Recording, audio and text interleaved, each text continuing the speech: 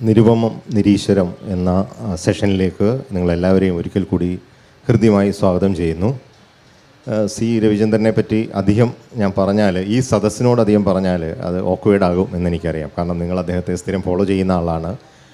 അതുതന്നെയല്ല, ഞാൻ എത്ര വാചകം കൂടുതൽ പറയുന്നോ അത്രയും അദ്ദേഹത്തിൽ നിന്ന് നമുക്ക് കിട്ടാനുള്ള അറിവിൻ്റെ ശകലങ്ങൾ കുറയും എന്നുള്ളതാണ്. ചോദ്യങ്ങളുടെ എണ്ണം കുറയും. അപ്പോൾ അതുകൊണ്ട് ഞാൻ നേരെ ചോദ്യങ്ങളിലേക്ക് കടക്കാം എന്ന് വിശ്വസിക്കുന്നു. ഇത് ഫസ്റ്റ് ഓഫ് ഓൾ ഇതൊരു സംവാദമാക്കാനാണ് ഉദ്ദേശിക്കുന്നത്. വിവാദം എൻ്റെ നിഘണ്ടുവിലില്ലാത്ത കാര്യമാണ്. കാരണം സംവാദമാണ് പലപ്പോഴും മൂന്നാമതൊന്ന് ജനിപ്പിക്കുന്നത്. വിവാദങ്ങൾ അതിൽ തന്നെ ഒടുങ്ങി തീരാറാണ് പതിവ്. നമുക്കാവശ്യം ഒരാളുടെ നിലപാടുകൾ അറിയുക, അതിനോട് ചേർത്ത് നമ്മളുടെ നിലപാടുകൾ വായിച്ചെടുക്കുക, അതിനെ സ്വീകരിക്കാൻ പറ്റുന്നത് സ്വീകരിക്കുക, നിരാകരിക്കാൻ പറ്റുന്നത് നിരാകരിക്കുക എന്നുള്ളത് മാത്രമാണ്.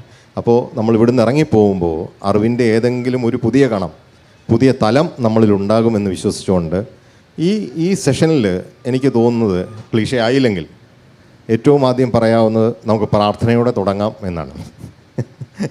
അപ്പോൾ അതദ്ദേഹം എൻജോയ് ചെയ്യുമോ ഇല്ലയോ എന്ന് എനിക്കറിയത്തില്ല. പക്ഷേ ഒന്ന് ഞാൻ ചോദിക്കട്ടെ, പ്രാർത്ഥന ഇത്ര മോശമായ ഒരു കാര്യമാണോ? എല്ലാവർക്കും നമസ്കാരം. പ്രാർത്ഥനയോട് തുടങ്ങുന്നതിൽ കുഴപ്പമില്ല. കാരണം പ്രാർത്ഥന എന്ന് പറഞ്ഞാൽ ബേസിക്കലി നമ്മൾ സ്വയം നമ്മുടെ ആവശ്യം നമ്മളോട് തന്നെ സംസാരിക്കല്ലേ, ഒരു പിറുപിറുക്കൽ. അപ്പോൾ അത് ചെയ്യാൻ ഉദ്ദേശിക്കുന്ന കാര്യം സ്വയം ഒന്ന് ഓർമ്മിപ്പിക്കുന്നു എന്നുള്ള രീതിയിൽ കുഴപ്പമില്ല. പക്ഷേ അത് ആവശ്യമുള്ള കാര്യമല്ല. But still you can do it. പിന്നെ പ്രാർത്ഥനയുടെ ഒരു പ്രശ്നം, അതൊരു എക്സ്ട്രാ വർക്കാണ്. അതായത് സാധാരണ ഇതിലൊരു കാര്യം ചെയ്യാൻ എന്തൊക്കെ ചെയ്യണമോ അതെല്ലാം ചെയ്തിട്ട് അതിൻ്റെ കൂടെ ഒരു അധിക പണി ചെയ്യുന്നു. അപ്പോൾ അതുകൊണ്ട് സ്ഥിരമായി അത് ചെയ്യുമ്പോൾ നിങ്ങളുടെ പൈസ, നിങ്ങളുടെ ഊർജം, സമയം, ഈ മൂന്ന് കാര്യങ്ങൾ ഒരുപാട് ചിലവഴിച്ച് പോകും. പിന്നെ നിങ്ങളുടെ ആത്മവിശ്വാസത്തെ അത് മോശമായി ബാധിക്കും. നിങ്ങളിലുള്ള ഒരു ശേഷി, അതായത് സ്വതവേ നടക്കേണ്ട ഒരു കാര്യം നിങ്ങൾ വേറെ ഏതോ ഒരു എക്സ്റ്റേണൽ പുഷ് ചെയ്യുന്നു എന്നുള്ള ഒരു extra push. I don't think that it is necessary on A consistent basis. Okay, ഇപ്പം ഒരാൾ ഒരു കാര്യം ചെയ്യുന്നതിന് മുമ്പ് അയാളോട് പറയുന്നതിനധികം സമയ ചിലവോ പാഴ്ചെലവോ ഉണ്ടെന്ന് എനിക്ക് തോന്നുന്നില്ല. ബട്ട് ആസ് യു സെഡ്, അതിൻ്റെ പിന്നിൽ വേറെ ആചാരങ്ങളിലേക്ക് പോകുമ്പോഴായിരിക്കുമല്ലോ അതിൻ്റെ സമയവും ഇതും പോകുന്നത്. മറ്റേത് പ്രാർത്ഥന എന്ന് പറയുന്നത് അവനവനോട് പറയുന്ന, as you said very clear, നമ്മളോട് തന്നെ പറയുന്ന, അഫയം ചെയ്യുന്ന ഒരു കാര്യം മാത്രമായിട്ട് കണ്ടുകൂടെ? ഉദാഹരണമായിട്ട് ഇപ്പോൾ റോക്കറ്റ് വിക്ഷേപിക്കുന്നതിന് മുമ്പ് തേങ്ങ അടിക്കുന്ന കാര്യം, തേങ്ങ അടിക്കാതെയും റോക്കറ്റ് വിടാം. തേങ്ങ അടിക്കുന്നത് കൊണ്ട് പ്രത്യേകിച്ച് ചിലവൊന്നുമില്ല എന്ന് താങ്കൾ കരുതുന്നതെങ്കിൽ ദാറ്റ്സ് ഓക്കെ ഫോർ യു. മറിച്ച് തീർച്ചയായിട്ടും ഇത്തരത്തിലുള്ള എല്ലാ പ്രാർത്ഥനകളും ആചാരങ്ങളും ഒക്കെ ചെയ്യുമ്പോൾ അതിൻ്റെ എക്സ്ട്രാ കോസ്റ്റ് ഉണ്ട്. ഓക്കെ, ഒരു കേരളം ഇത്രയും പുരോഗമനപരമായി ചിന്തിക്കുന്നു, നമ്മൾ ഭയങ്കര സാക്ഷരത നേടിയ സ്ഥലമാണ് എന്നൊക്കെ പറയുമ്പോഴും ഒരു ഫ്രീ തിങ്കർ എന്ന നിലയിൽ താങ്കൾ നേരിടുന്ന, ഇല്ലെ ഫ്രീ തിങ്കേഴ്സ് നേരിടുന്ന ഏറ്റവും വലിയ വെല്ലുവിളി എന്താണ് കേരളത്തിൽ? ഇപ്പോൾ ഫോർ എക്സാമ്പിൾ ആദ്യത്തെ 2 ചോദ്യങ്ങളും അതിൽപ്പെടും. ഈ പ്രാർത്ഥിക്കുന്നതുകൊണ്ട് എന്തെങ്കിലും കുഴപ്പമുണ്ടോ? ബേസിക്കലി ഞാൻ പറഞ്ഞല്ലോ, അതൊരു അധിക പണിയാണ്. അത് മനുഷ്യൻ്റെ മൊത്തത്തിലുള്ള ആത്മവിശ്വാസത്തെ ബാധിക്കുന്നതാണ്. അത് നമ്മുടെ പല പ്രാർത്ഥനകളും ആചാരങ്ങളായിട്ടാണ് മാറുന്നത്. ഈ ആചാരങ്ങൾ മൈക്ക് തൊട്ട് ട്രാഫിക് ബ്ലോക്ക് തൊട്ട് പല രീതിയിൽ സമൂഹത്തെ, മറ്റുള്ളവരെ ബാധിക്കുന്നുണ്ട്. സ്വന്തമായിട്ട് ചെയ്യാൻ കഴിയുന്ന കാര്യങ്ങൾ മതത്തിൽ കുറവാണ്, മറ്റുള്ളവർ കൂടി ഇൻവോൾവ് ആണ്. അപ്പം അത് ഒരു സോഷ്യൽ ന്യൂസൻസ് ആണ്. പിന്നെ ഒരു പ്രശ്നം, ഈ പ്രാർത്ഥിച്ച് കാര്യങ്ങൾ ചെയ്യുക എന്ന് പറയുമ്പോൾ നിങ്ങൾക്കൊരു അതിഭൗതികതയിലുള്ള ഒരു വിശ്വാസമാണ്. അത് നിങ്ങളുടെ അന്വേഷണങ്ങളിലൊക്കെ ഒരു പ്രശ്നമായിട്ട് വരും. ഒന്ന്, ചില ഫോൾസ് ആയിട്ടുള്ള ആൻസേഴ്സ് നിങ്ങൾ സ്വീകരിക്കും. 2, ഫോൾസ് ആൻസേഴ്സ് സ്വീകരിച്ചു കഴിഞ്ഞാൽ ഒരു പ്രശ്നം, നിങ്ങൾ പിന്നെ അന്വേഷിക്കില്ല. നിങ്ങളുടെ ചോദ്യങ്ങളുടെ കൂമ്പ് അടയുകയാണ് അവിടെ. അത് മൊത്തത്തിൽ ഇൻ്റലക്ച്വലി, സെറിബ്രലി, സോഷ്യലി ആൻഡ് ഇമോഷണലി അതൊരു ഡിസേബിളിങ് ആക്റ്റാണ്. ഓക്കെ, അപ്പം അതാണോ ഒരു ഫ്രീ തിങ്കർ നേരിടുന്ന ഏറ്റവും വലിയ വെല്ലുവിളി? ഇങ്ങനെയുള്ള ചോദ്യങ്ങൾ വരുന്നു എന്ന് പറയുമ്പോൾ അത് ഒരു ചോദ്യം വരുന്നത് ഒരു ഡെർത്തിൽ നിന്നാണ്, ഒരു ന്യൂനതയിൽ നിന്നാണ്, ഒരു പോസിറ്റീവിൽ നിന്നാണ്. അപ്പം ഈ ഒരു ചോദ്യം സ്വാഭാവികമായിട്ടും ഇങ്ങനൊരു പ്രശ്നമുണ്ട് എന്നുള്ളതിൻ്റെ തെളിവാണ്. അല്ല, എല്ലാ ശാസ്ത്ര കണ്ടുപിടുത്തങ്ങളും ചോദ്യങ്ങളിൽ നിന്നല്ലേ ഉണ്ടായിരിക്കുന്നത്. ഇപ്പം ആപ്പിൾ തലേ വീണോ ഇല്ലയോ എന്ന് എനിക്കറിയത്തില്ല. പക്ഷേ അവിടുന്ന് ഒരാളൊരു ചോദ്യം ചോദിക്കാൻ ഉണ്ടായതുകൊണ്ടല്ലേ ആൻസറിലേക്ക് അയാൾ എത്തിയത്. അപ്പോൾ ചോദ്യം ചോദിക്കുന്നത് ഏത് രീതിയിലാണെങ്കിലും നല്ലതല്ലേ? അവിടെയാണല്ലോ സയൻസും താങ്കൾ പറയുന്ന പ്രാർത്ഥന അല്ലെങ്കിൽ മതമനസ്സുമായിട്ടുള്ള വ്യത്യാസം. ആപ്പിൾ വീണിട്ട് അത് എന്തുകൊണ്ട് വീണു എന്നൊരു ചോദ്യം, അത് മതത്തിൽ വരുന്നില്ലല്ലോ. മതത്തിൽ ഇതിനെല്ലാം ഉത്തരവുണ്ട്. എങ്ങനെ ഉണ്ടായി, എന്തുകൊണ്ട് വീണു, ആരാണ് ഉണ്ടാക്കിയത്, എങ്ങോട്ട് പോകും, ലോകം എപ്പോൾ അവസാനിക്കും, ലോകം എപ്പോൾ തുടങ്ങി, ഇതിനെല്ലാം ഉത്തരവുണ്ട്. ഫോൾസ് ആൻസേഴ്സാണ്. പക്ഷേ ശാസ്ത്രം അങ്ങനെയല്ലല്ലോ. അപ്പോൾ താങ്കൾ ഈ ചോദിച്ച ചോദ്യം മതവിരുദ്ധമായൊരു ചോദ്യമാണ്. എന്തുകൊണ്ട് വീണു എന്ന് മതത്തിൽ ഉത്തരവുണ്ട്. അതായത് ദൈവം ഇച്ഛിച്ചു, അതുകൊണ്ട് വീണു. അപ്പോൾ അവിടെ ഒരു ചോദ്യത്തിനാണ് സാധ്യതയില്ല. പക്ഷേ ഇതേ മത സ്ഥാപനങ്ങളിലെ മതങ്ങൾ, ഇപ്പം കാത്തലിക് ചർച്ച്, അതിനകത്തിലെ പ്രീസ്റ്റുകൾ തന്നെയല്ലേ ഈ ബിഗ് ബാങ് തിയറിയുടെ ആദ്യ രൂപം തന്നെ അവതരിപ്പിച്ചിട്ടുള്ളത്. അപ്പം they have also the right to ask good questions and they will ask questions. അത് നമ്മൾ പ്രോത്സാഹിപ്പിക്കേണ്ടതല്ലേ? മതം എന്ന് പറഞ്ഞാൽ ഇങ്ങനെ നമ്മൾ മാറ്റി നിർത്തേണ്ട ഒരു കാര്യമാണോ? ഒരു 150 വർഷത്തിന് മുമ്പ് വരെ യൂറോപ്പിൽ പഠനം, അന്വേഷണം അല്ലെങ്കിൽ ശാസ്ത്രം ഇത് മുഴുവൻ നടത്തിയിട്ടുള്ളത് മതവുമായി ബന്ധപ്പെട്ടുള്ളവരാണ്. അതെ, പഴയ ശാസ്ത്രജ്ഞന്മാരെല്ലാം ഒന്നുകിൽ പുരോഹിതരോ അല്ലെങ്കിൽ മതവിശ്വാസികളോ ആയിരുന്നു. പക്ഷേ അവർ ശാസ്ത്രത്തിൻ്റെ കാര്യത്തിൽ മതമല്ല അനുവർത്തിച്ചത്, മതവിരുദ്ധമാണ് ശാസ്ത്രം. അവർ ചെയ്തതെല്ലാം മതവിരുദ്ധമായിട്ടാണ്. അതേസമയം അവർ മതം കൂടെ കൊണ്ടുപോയെന്നേ ഉള്ളൂ.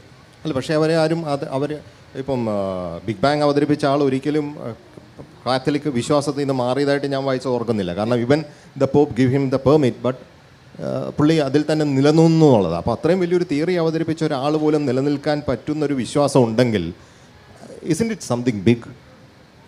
ഇപ്പം ലമാട്രയുടെ കാര്യമാണെങ്കിലും ആരുടെ കാര്യമാണെങ്കിലും ഇവരാരും അവർ പുരോഹിതരാണ്.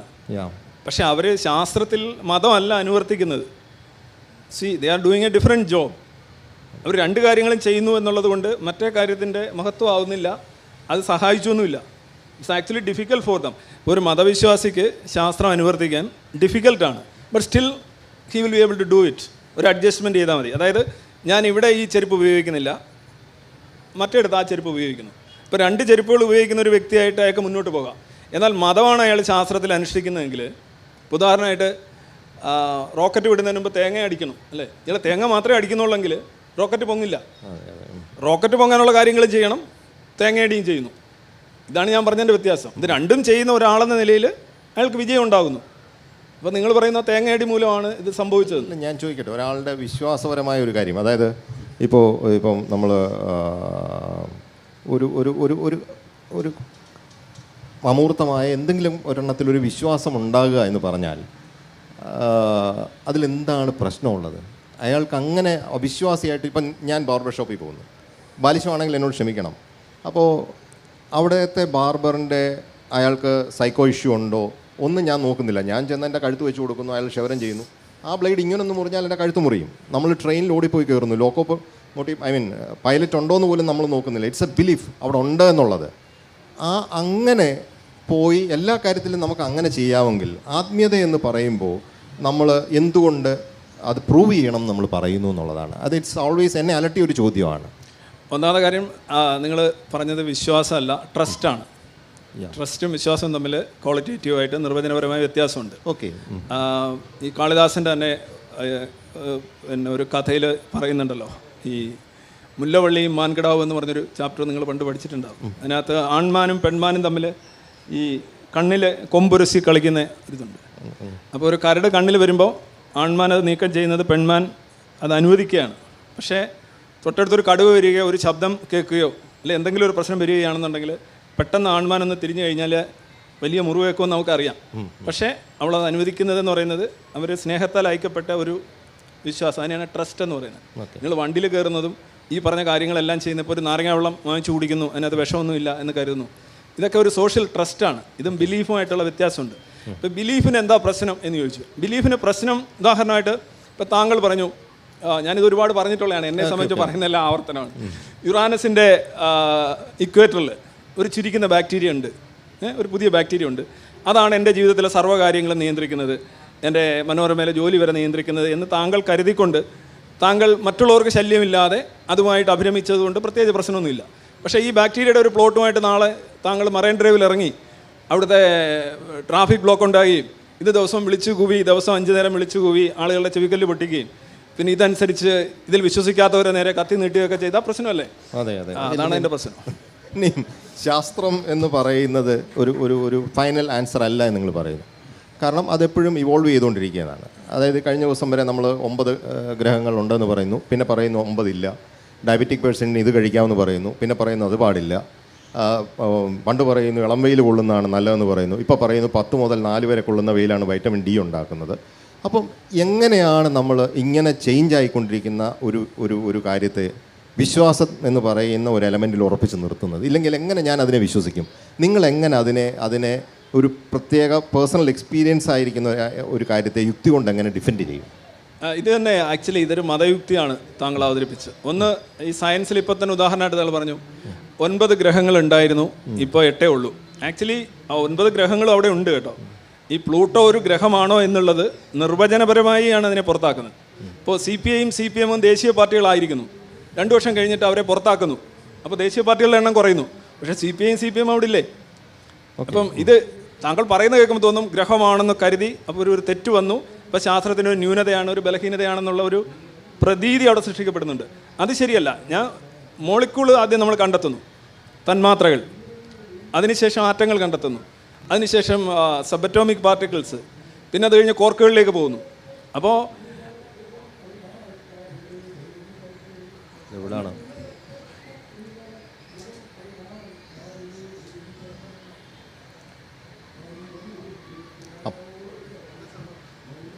സാർ പറഞ്ഞു, കുഴപ്പമില്ല. ഓക്കെ. അപ്പോൾ ഞാൻ പറഞ്ഞു വന്നത്, ഈ ആറ്റങ്ങൾ കണ്ടുപിടിക്കുമ്പോൾ മോളിക്യൂളുകളുടെ കണ്ടുപിടുത്തം തെറ്റുന്നില്ല, സബറ്റോമിക് പാർട്ടിക്കിൾ കണ്ടുപിടിക്കുമ്പോൾ ആറ്റത്തിൻ്റെ കണ്ടുപിടുത്തം തെറ്റുന്നില്ല, കോർക്കുകൾ കണ്ടുപിടിക്കുമ്പോൾ സബറ്റോമിക് പാർട്ടിക്കിളും തെറ്റാണെന്ന് വരുന്നില്ല. ഇത് അനുസൃതമായൊരു മുന്നേറ്റമാണ് ശാസ്ത്രത്തെ സംബന്ധിച്ചിടത്തോളം. ഇപ്പോൾ താങ്കൾ ഡയബറ്റീസിൻ്റെ കാര്യം പറഞ്ഞു, അതിൻ്റെ ലിമിറ്റ്. ആ ലിമിറ്റ് എന്ന് പറഞ്ഞു കഴിഞ്ഞാൽ പൊതുവിൽ ഇവോൾവ് ചെയ്യുന്ന ഒരു സമൂഹത്തിൽ പ്രധാനമായിട്ട് 90-120 ആണ്. ചിലപ്പോൾ അത് മാറ്റി നിന്നിരിക്കും, 80-120 ആക്കാം, അല്ലെ 130 ആക്കാം. അത് ശാസ്ത്രത്തിൻ്റെ മാത്രം അവകാശപ്പെടുന്നൊരു കാര്യമാണ്, ശരികളിൽ നിന്ന് മെച്ചപ്പെട്ട ശരികളിലേക്കുള്ള ഒരു പ്രയാണം. അതൊരിക്കലും മതം അങ്ങനെയല്ല. നേരെ മതം ഒരു സ്റ്റേറ്റിക് ആയിട്ടുള്ളൊരു സാധനമാണ്. അതിനകത്തുനിന്ന് പുതിയതൊന്നും ഉണ്ടാവില്ല. എന്ന് പറയുമ്പോൾ ജഡസമാനമാണ്. അത് ഫോസിലൈസ്ഡ് ആണ്. ഇപ്പോൾ പറയുന്നു, ഒരാൾ പറയുന്നു 7-ാം നൂറ്റാണ്ടിൽ അല്ലെ 2000 വർഷത്തിന് മുമ്പ് അല്ലെങ്കിൽ 3000 വർഷത്തിന് മുമ്പ് അന്നുള്ളത്, അന്നത്തെ കണ്ടെത്തൽ, അന്നത്തെ തിരിച്ചറിവുകൾ അവിടെ വെച്ച് ഫോസിലൈസ് ചെയ്ത് ഫ്രീസ് ചെയ്ത് വെക്കുന്നു എന്നുള്ളത് ഒരു വലിയ അനീതിയല്ലേ, വലിയ അക്രമമല്ലേ? അതെ, ഇവോൾവ് ചെയ്ത് വരാത്തത്. ഇപ്പം ഞാൻ ഒരു മാത്സിൽ സാധാരണ ഒരു സംശയം ചോദിക്കാറുണ്ട്. അതായത് 3 പേര് നടക്കാനിറങ്ങുന്നു, 3 പേരുടെയും കയ്യിൽ 10 രൂപ വെച്ചുണ്ട്. അവർ 3 പേരും കുറച്ച് നടന്നു കഴിഞ്ഞപ്പോൾ എന്തെങ്കിലും ഒരു സാധനം മേടിക്കാൻ തീരുമാനിക്കുന്നു. അവർ 25 രൂപ കൊടുത്തൊരു സാധനം വാങ്ങുന്നു. അപ്പോൾ ബാക്കി 5 രൂപയാണ് കിട്ടേണ്ടത്. ആ പയ്യൻ 5 രൂപ കൊണ്ടുവരുന്നു. 3 പേർക്കും കൊടുക്കേണ്ടതുകൊണ്ട് ചേഞ്ചായിട്ട് ഓരോ രൂപയായിട്ടാണ് കൊണ്ടുവരുന്നത്. 3 പേർക്ക് ഓരോ രൂപ കൊടുക്കുന്നു. അത് കഴിഞ്ഞ് ടാറ്റ പറഞ്ഞ് അവരിറങ്ങുന്നു. 2 രൂപ ആ പയ്യനോട് പറഞ്ഞു ടിപ്പായിട്ട് നീ കൈവച്ചു എന്ന് പറയുന്നു. അവർ നടക്കുന്ന സമയത്ത് ആലോചിക്കുന്നു, ഒരാൾ സ്പെൻഡ് ചെയ്തത് ഞാൻ 10 രൂപ കൊടുത്തപ്പോൾ എനിക്ക് 1 രൂപ തിരിച്ച് കിട്ടി. 3 പേരായപ്പം 9-3 27. പയ്യന് 2 രൂപ കൊടുത്തു, 27 2 29. ബാക്കി 1 രൂപ എന്തി എന്നൊരു ചോദ്യം മാത്സിന് ഉണ്ട്. അത് ബോട്ട് മാസ് റൂൾ അനുസരിച്ച് നോക്കുകയാണെങ്കിൽ കറക്റ്റാവും, ഇല്ലേ തെറ്റാവും.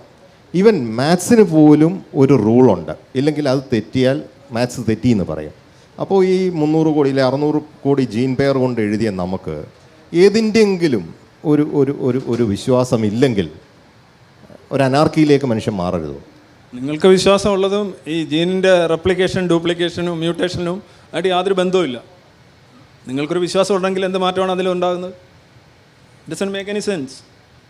അതായത് ഒരാളൊരു ചോദ്യം ചോദിക്കുമ്പോൾ അയാളുടെ IQ ലെവലിനനുസരിച്ച് മറുപടി കൊടുക്കുന്നതിന് വേണ്ടിയായിരിക്കാം പണ്ടും ശാസ്ത്രം ഇല്ലെങ്കിൽ മതങ്ങൾ ഉപമകളെ കൂട്ടുപിടിച്ചിട്ടുള്ളത്. അപ്പോൾ ആ പറയുന്നത് തെറ്റാണെന്ന് നമുക്ക് പറയാൻ പറ്റുമായിരിക്കുമോ? അയാൾക്ക് മനസ്സിലാകുന്ന രീതിയിൽ ഇപ്പോൾ സൃഷ്ടിയുടെ കാര്യം പറയുന്നു, ഇങ്ങനെ ഉണ്ടാക്കി അങ്ങനെ ഉണ്ടാക്കി എന്നെല്ലാം പറയുന്നുണ്ട്. അത് അയാളുടെ അന്നത്തെ മനുഷ്യൻ്റെ IQ-വിനനുസരിച്ച് വേണ്ടി എഴുതിയതാണെന്ന് എന്തുകൊണ്ട് നമുക്ക് വിശ്വസിച്ചുകൂടാ? ഏതൊരു സാഹിത്യകൃതി, ഒരു വാക്ക്, ഒരു അക്ഷരം, അല്ലെങ്കിൽ ഒരു വാചകം, ഒരു വാക്യം, ഇതൊക്കെ അതുണ്ടായിട്ടുള്ള കാലത്തിൻ്റെ പരിസ്ഥിതിയും അതിൻ്റെ സിലബസിലും പെട്ട കാര്യം തന്നെയായിരിക്കും. അതങ്ങനെ തന്നെയാണ് എല്ലാവരും കാണുന്നത്, അങ്ങനെ തന്നെയാണ് കാണേണ്ടത്. അതും ഇതുമായിട്ട് വലിയ വിഷയമില്ല.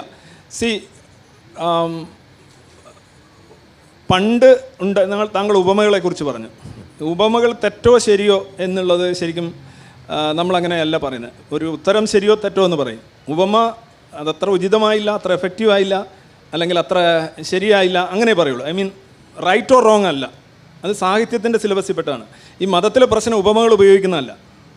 ഇപ്പോൾ യേശു ക്രിസ്തു കുറേ ഉപമകൾ സ്ഥിരം ഉപമകളാണ്, എല്ലാം ഉപമകളാണ്.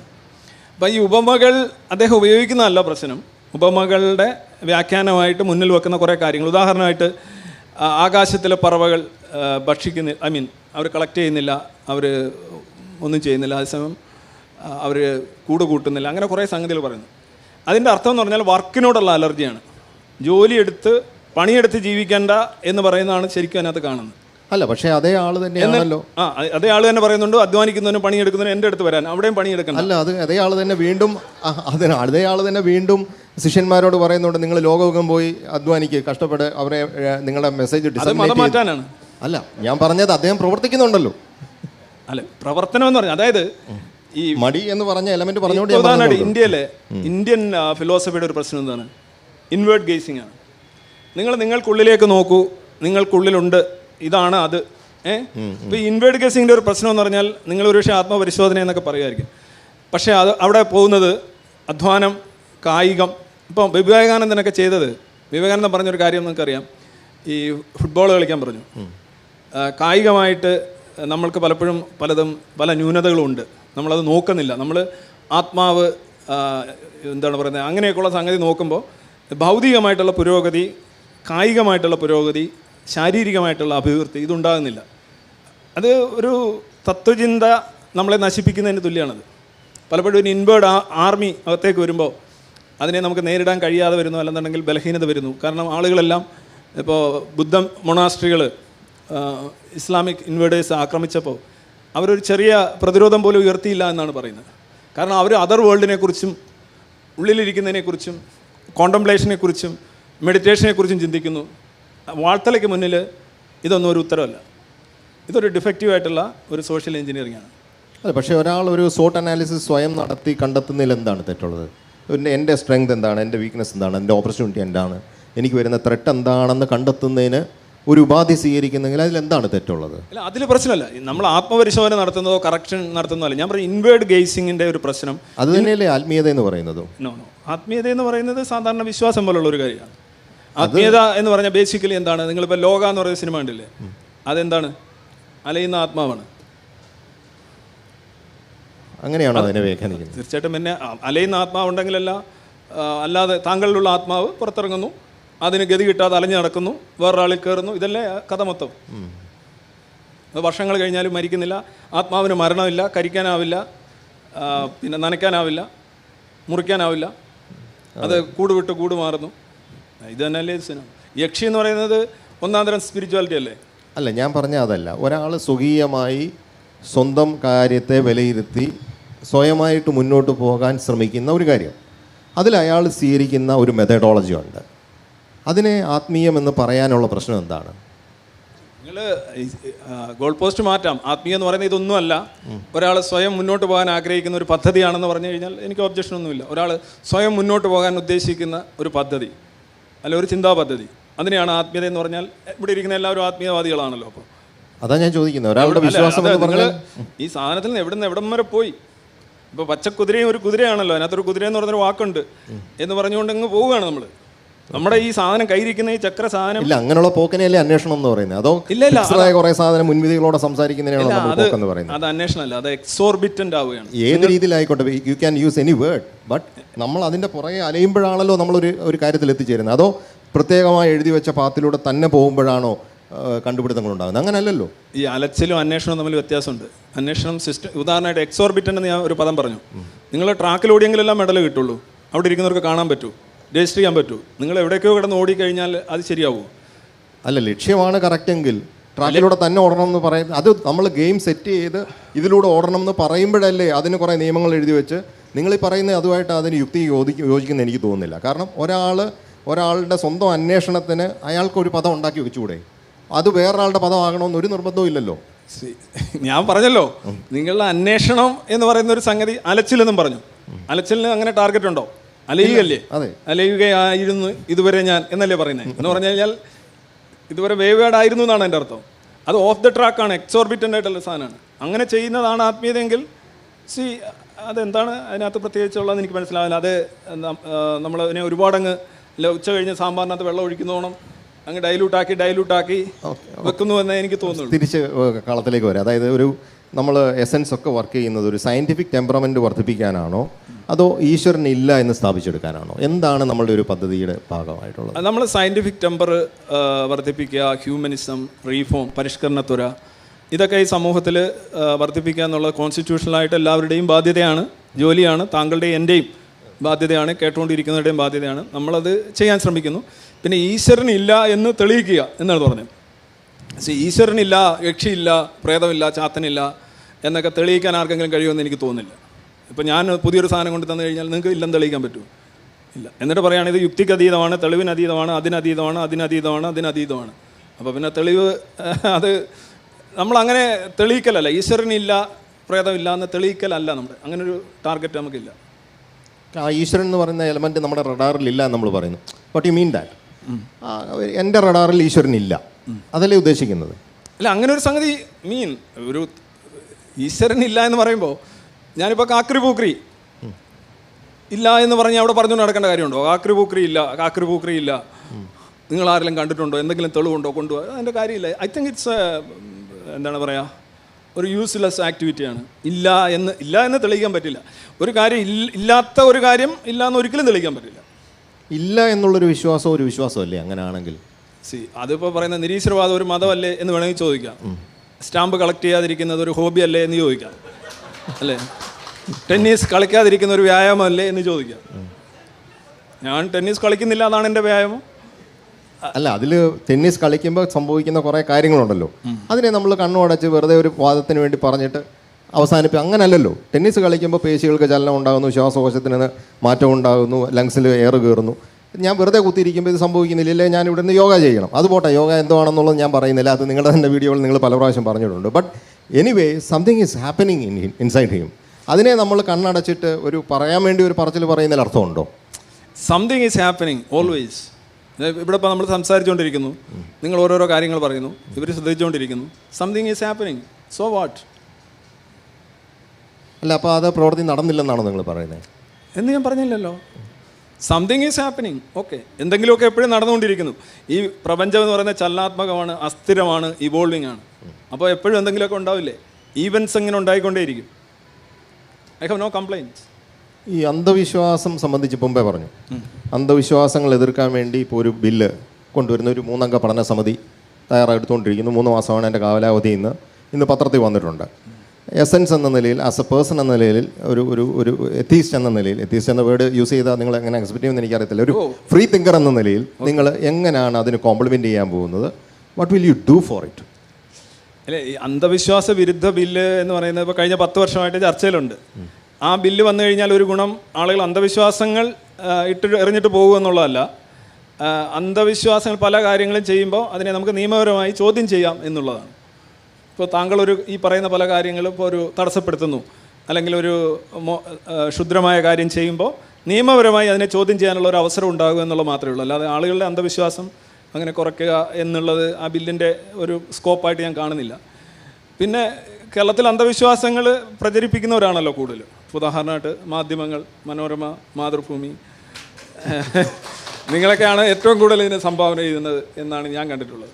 ഞാൻ നിങ്ങളെ ശക്തമായി വിമർശിക്കാറുണ്ട്. അല്ലല്ല, അത് നമ്മൾ വിമർശനം സ്വാഗതം ചെയ്യുന്നതിനുള്ളതാണല്ലോ. അതാണല്ലോ ജനാധിപത്യം എന്ന് നമ്മൾ പറയുന്നത്. കാരണം എതിർ ശബ്ദം ഉണ്ടെങ്കിൽ അതുകൂടെ സ്വീകരിക്കുക എന്നുള്ളത്. നമ്മൾ സൊസൈറ്റിയുടെ നേരെ പിടിക്കുന്ന കണ്ണാടി എന്നാണ് എല്ലാ മാധ്യമങ്ങളും വർക്ക് ചെയ്യേണ്ടത്. അല്ലാതെ സൊസൈറ്റിയെ തിരുത്തുക എന്നുള്ളൊരു ഉത്തരവാദിത്തം നമുക്കുണ്ട്. പക്ഷേ ഹോൾഡ് ചെയ്യുന്ന കണ്ണാടിയിൽ പ്രതിബിംബിക്കുന്ന റിഫ്ലക്ഷൻ കുഴപ്പമായത് മാധ്യമത്തിൻ്റെ കുഴപ്പമായിട്ട് പറഞ്ഞാൽ ശരിയാവുമോ?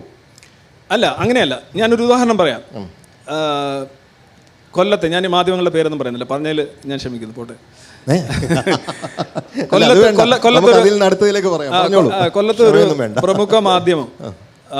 പ്രമുഖ മാധ്യമത്തിൻ്റെ ഒരു പ്രമുഖ ലേഖൻ, അദ്ദേഹം ഒരിക്കൽ പറഞ്ഞു, അദ്ദേഹം ഫാത്തിമ കോളേജിൽ അവിടെ ഒരു ഇൻ്റർവ്യൂവിന് ചെന്നപ്പോൾ ആരാണ്ട് ചോദിച്ചു, നിങ്ങൾ അവിടെ ഒരു ആൾദൈവം അമൃതാനന്ദമയി, അവരെ ഇങ്ങനെ ഒരുപാട് ഇങ്ങനെ പൊക്കിക്കൊണ്ട് ഇങ്ങനെ ആർട്ടിക്കിൾസ് എഴുതുന്നുണ്ടല്ലോ, അവരുടെ വ്യാപനത്തിനും വളർച്ചയ്ക്കും നിങ്ങളൊരു കാരണമാണ് എന്ന് പറഞ്ഞു.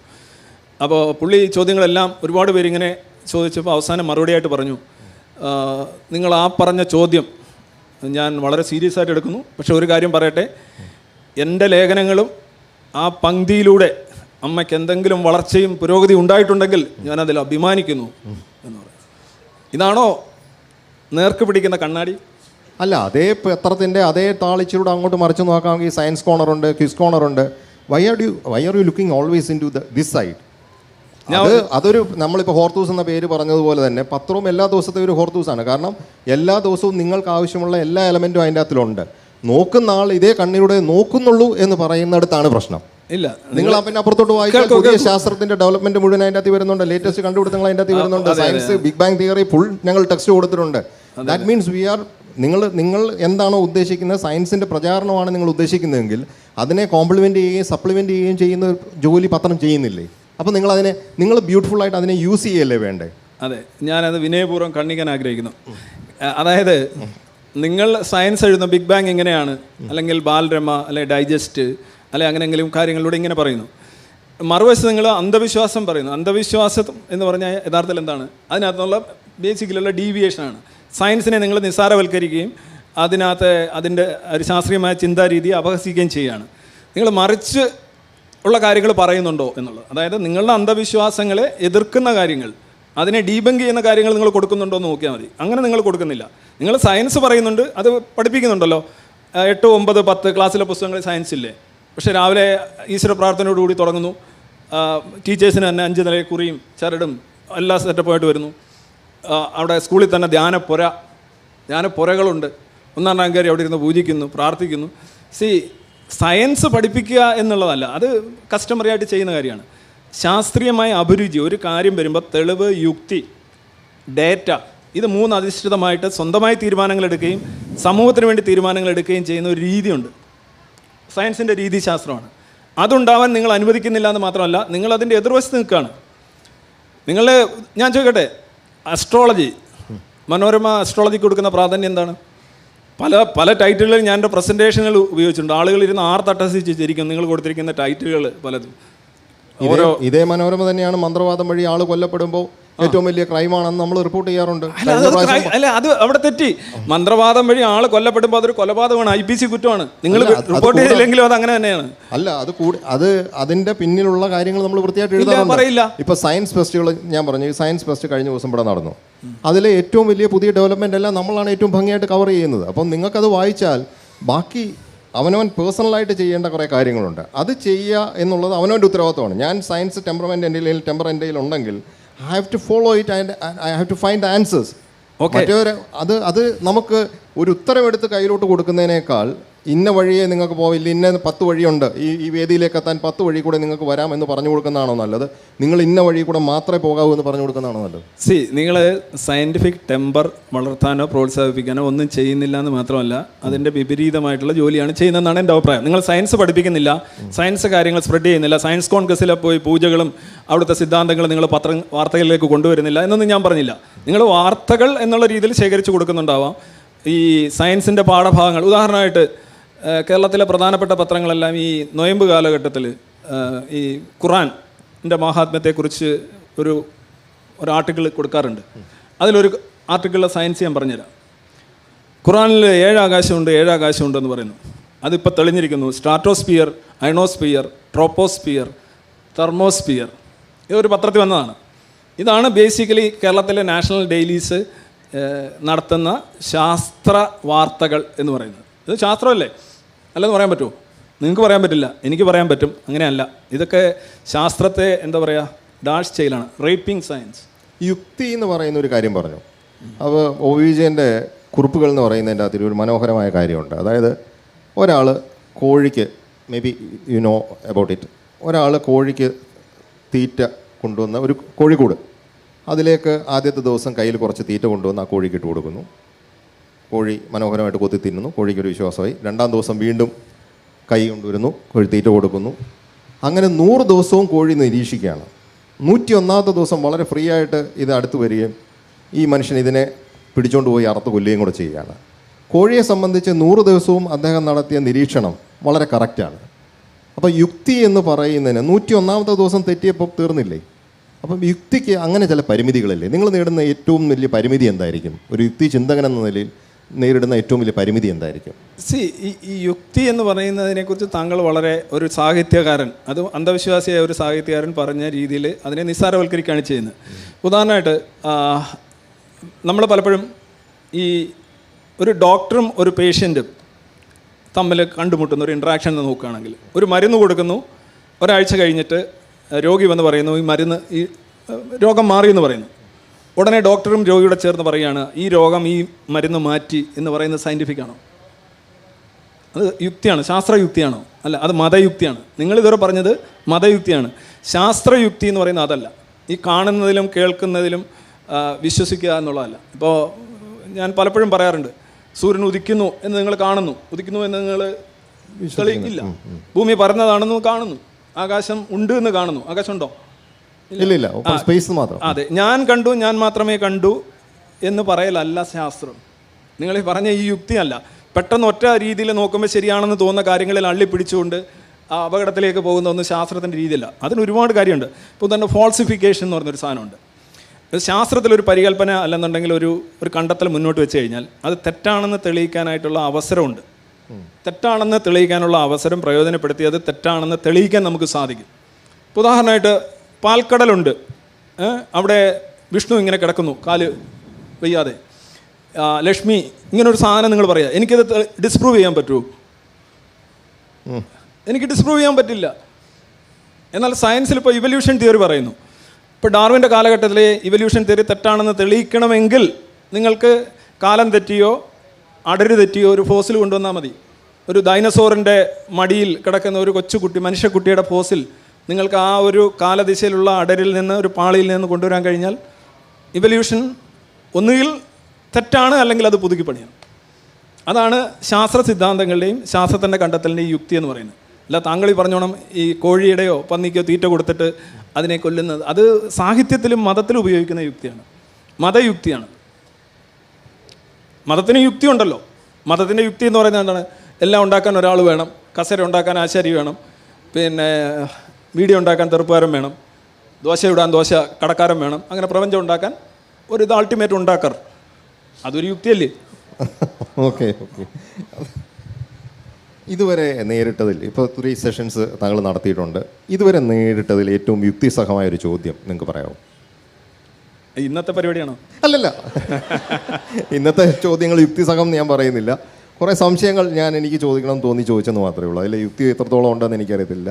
എൻ്റെ വീക്ഷണഗതിയിൽ, എൻ്റെ യുക്തിയിൽ, പരിമിതമായ യുക്തിയിൽ ഞാൻ ചോദിച്ച ചോദ്യങ്ങളേ ഉള്ളൂ. ഇതുവരെ താങ്കൾ നേരിട്ട രവിചന്ദ്രൻ, എനിക്ക് ആ പേര് തന്നെ ഒരു കോൺട്രഡിക്ഷൻ ആയിട്ടുള്ളത്. രവിയും ചന്ദ്രനും ഒരേ സ്ഥലത്ത്, പവിത്രേശ്വരം എന്ന് പറഞ്ഞ സ്ഥലത്ത് നിന്ന് വരുന്നു, പവിത്രം ഈശ്വരൻ എന്നൊക്കെ പറയുന്നത്, അതിൽ നിന്ന് വളരെ കോൺട്രഡിക്ഷനായ ഒരാളാണ് നിൽക്കുന്നത്. അതുകൊണ്ട് തന്നെയാണ് എനിക്ക് ഈ ചോദ്യം ചോദിക്കാൻ തോന്നുന്നത്. നിങ്ങൾ ഇതുവരെ നേരിട്ടതിൽ ഏറ്റവും യുക്തിസഹമെന്നും യുക്തിഭദ്രമെന്നും നിങ്ങൾക്ക് തോന്നിയ ഒരു ചോദ്യം, അതിന് നിങ്ങൾ കൊടുത്ത ഏറ്റവും യുക്തിഭദ്രമായൊരു മറുപടി എന്താണ്? ഈ പേരുകൾ ഇടുന്നതും സ്ഥലത്തിന്റെ ഞാൻ സപ്ലിമെന്റ് ചെയ്ത് പറഞ്ഞത് പുട്ടിന് വീര ഇടുന്ന പോലെ പറഞ്ഞെന്നുള്ളതേ ഉള്ളൂ. അല്ലാതെ അതിന്റെ ബാക്കി എടുത്തു നിങ്ങൾ, ഈ ബാക്കിയുള്ളതിൽ പോകാതെ. ആ പീര നമുക്ക് മാറ്റി വെക്കാം. അതെ, അങ്ങോട്ട് മാറ്റി വെച്ചോ, ഞാനിവിടെ മാറ്റി വെക്കാം. Okay, right. ഏറ്റവും യുക്തിസഹമായിട്ട് തോന്നിയ ഒരു കാര്യം, നമ്മളോട് ആളുകൾ ചോദിക്കുന്ന, നമ്മുടെ ഓഡിയൻസ് എന്ന് പറഞ്ഞാൽ വഴിയെ പോകുന്ന ഓഡിയൻസ് അല്ല, ഇതിനെ ഗൗരവത്തോടെ കാണുന്ന, ഇതിൽ നിന്ന് എന്തെങ്കിലും മനസ്സിലാക്കണം എന്ന് ആഗ്രഹിക്കുന്ന കുറച്ച് പേര് സമയം കളഞ്ഞു വന്നിരിക്കുന്നത്. അങ്ങനെ നിങ്ങളുടെ ഓരോ സെഷനിലും അങ്ങനെയുള്ള ആളുകളാണ് വന്നിരിക്കുന്നത്. അപ്പം സ്വാഭാവികമായിട്ടും അതിൽ നിന്നുണ്ടാകുന്ന ചോദ്യങ്ങൾ വളരെ നിങ്ങളെ എലവേറ്റ് ചെയ്യുന്ന, നിങ്ങളെ എലീറ്റ് ആക്കുന്ന കുറേ ചോദ്യങ്ങളാകാം, ഇല്ലെങ്കിൽ നിങ്ങളെ ഒന്ന് ഇൻസ്റ്റിഗേറ്റ് ചെയ്യുന്ന, ഇൻസ്പയർ ചെയ്യുന്ന ചോദ്യങ്ങളാവാം. അതിൽ ഏറ്റവും നല്ല മറുപടി പറഞ്ഞിട്ടുള്ളത് ഈ സദസ്സിനൂടെ കിട്ടാൻ വേണ്ടിയിട്ടാണ് ഞാൻ ചോദിക്കുന്നത്, എനിക്കൂടെ കിട്ടാൻ വേണ്ടിയിട്ടാണ് ഞാൻ ചോദിക്കുന്നത്. ഞാൻ പറഞ്ഞല്ലോ, നമ്മുടെ ഒരു സംവാദമാണ്, വിവാദമല്ല എന്ന് ഞാൻ പറഞ്ഞു. Okay, right. ഞാൻ ഈ ചോദ്യങ്ങൾ, എൻ്റെ ജീവിതത്തിൽ ചോദ്യങ്ങൾ മാത്രം ഭക്ഷിച്ച് ജീവിക്കുന്ന ഒരു ജീവിയാണ്. സ്ഥിരമായി ദിവസവും ചോദ്യങ്ങൾ നേരിടുന്നു. എനിക്ക് അറിയാവുന്ന കാര്യങ്ങളിൽ ഉത്തരം പറയും, പിന്നെ എനിക്കറിയാൻ മേത്ത കാര്യങ്ങൾ ഞാൻ വേറെ തുടർന്ന് പഠിച്ചിട്ട് വന്ന് പറയും. തെറ്റ് പറ്റി കഴിഞ്ഞാൽ അപ്പോഴേ തിരുത്തുകയും ചെയ്യും. ഇനിയും അതൊക്കെ എനിക്കൊരു പ്രിവിലേജ് ആയിട്ട് തന്നെയാണ് ഞാൻ കരുതുന്നത്. എല്ലാ ചോദ്യങ്ങളിലും ഒരു യുക്തി ഉണ്ടാവും, ശാസ്ത്രീയ യുക്തി ഉണ്ടാവണമെന്നില്ല. എല്ലാവരും ചോദിക്കുന്ന ചോദ്യങ്ങളെ വളരെ ആദരവോടെ കാണുന്ന ഒരാളാണ് ഞാൻ. ഒരാൾ ഇന്നേ വരെ എൻ്റെ ജീവിതത്തിൽ ചോദ്യം ചോദിച്ച ഒരാളെ ഞാൻ അപഹസിക്കുകയോ നിസ്സാരവൽക്കരിക്കുകയോ ചെയ്തിട്ടില്ല. ലോങ് റെക്കോർഡ്, 1-2 ദിവസമല്ല, ഞാൻ ഇതുവരെ അങ്ങനെ ചെയ്തിട്ടില്ല. കാരണം ചോദ്യം ചോദിക്കുക എന്ന് പറയുമ്പോൾ, പക്ഷേ ഒരു കടുത്ത വിശ്വാസിയുടെ അരഗൻസ് പലപ്പോഴും ഞാൻ കാണാറുണ്ട്. സത്യമായിട്ട്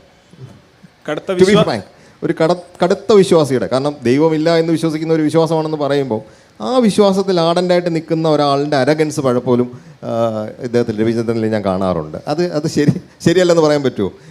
ഒരു ഒരു ഒരു താങ്കൾ അവതരിപ്പിക്കുമ്പോൾ വളരെ സറ്റയറിസത്തിൻ്റെ ഒരു മെമ്പടി പലതിനും ചേർക്കാറുണ്ട്. ബട്ട് അറിയാതെ ഒരു അരഗൻസ് എവിടെയെങ്കിലും എനിക്ക് ഫീൽ ചെയ്തിട്ടുണ്ട് കേട്ടോ. അത് ഞാനങ്ങനെ പറയാതിരുന്നു പോയാൽ മോശമാവും. ഇല്ല, ഇത് അതായത് നിങ്ങൾക്ക് ഫീൽ ചെയ്യുന്നു, ഇപ്പം നിങ്ങൾക്ക് ഒരാളോട് പ്രണയം തോന്നുന്നു, അല്ലെങ്കിൽ ആ കളർ നല്ലതാണെന്ന് തോന്നുന്നു. ഇതൊന്നും എനിക്ക് തെറ്റാണെന്ന് തെളിയിക്കാൻ കഴിയില്ല. ഇത് തെറ്റാണോ, എനിക്ക് ആ കളർ നല്ലതാണെന്ന് തോന്നുന്നു, നിങ്ങൾ അത് തെറ്റാണോ ശരിയാണെന്ന് പറയാമോ എന്ന് ചോദിക്കുന്നത് പോലെ. അത് യുക്തിയുടെ പരിമിതിയല്ലേ? അത് യുക്തിയല്ല. കാരണം താങ്കളുടെ വൈയക്തികമായിട്ടുള്ള ഒരു ധാരണ, അല്ലെങ്കിൽ ഒരു താങ്കളുടെ തന്നെ ഒരു കൺവിക്ഷൻ. ഇത് തന്നെ നമ്മൾ ആദ്യത്തെ ചോദ്യത്തിലേക്ക് വരുന്നത്. വിശ്വാസം എന്ന് പറയുന്ന പേഴ്സണലായ ഒരു കാര്യമല്ലേ, അതിനെ നമ്മൾ എങ്ങനെയാണ് യുക്തി കൊണ്ട് മറികടക്കുന്നതെന്ന് പറയുന്ന ഉത്തരത്തിലേക്കാണോ ഇപ്പോൾ? ഞാനത് അന്നേരം പറഞ്ഞല്ലോ. ഓക്കെ ഓക്കെ, അത് എന്നെ മറുപടിയും പറഞ്ഞിരുന്നു. അതായത് താങ്കൾക്ക് വൈയക്തികമായിട്ട് ഇപ്പോൾ എനിക്ക് താങ്കളെക്കുറിച്ച് ക്വാളിറ്റേറ്റീവായിട്ട് ഒരു 10 പ്രസ്താവന നടത്താം, എന്നിട്ട് ചോദിക്കുക ഇതൊക്കെ ശരിയാണോ എന്ന് ചോദിച്ചു കഴിഞ്ഞാൽ, ബേസിക്കലി എയ്ത്തീസം എന്ന് പറഞ്ഞു കഴിഞ്ഞാൽ വിനയമാണ്, ഹ്യൂമിലിറ്റിയാണ്. വിശ്വാസമാണ് അരഗൻസ്. വിശ്വാസി എന്താണ് പറയുന്നത്? ഇതെല്ലാം എങ്ങനെ ഉണ്ടായെന്ന് എനിക്കറിയാം. നമ്മളങ്ങനെ പറയുന്നില്ല. നമ്മൾ അന്വേഷിച്ചുകൊണ്ടിരിക്കുകയാണ്, ചോദ്യങ്ങൾ ചോദിച്ചുകൊണ്ടിരിക്കുകയാണ്, തെളിവുകൾ അനുസരിച്ചിരുന്ന് കറക്റ്റ് ചെയ്തുകൊണ്ടിരിക്കുകയാണ്.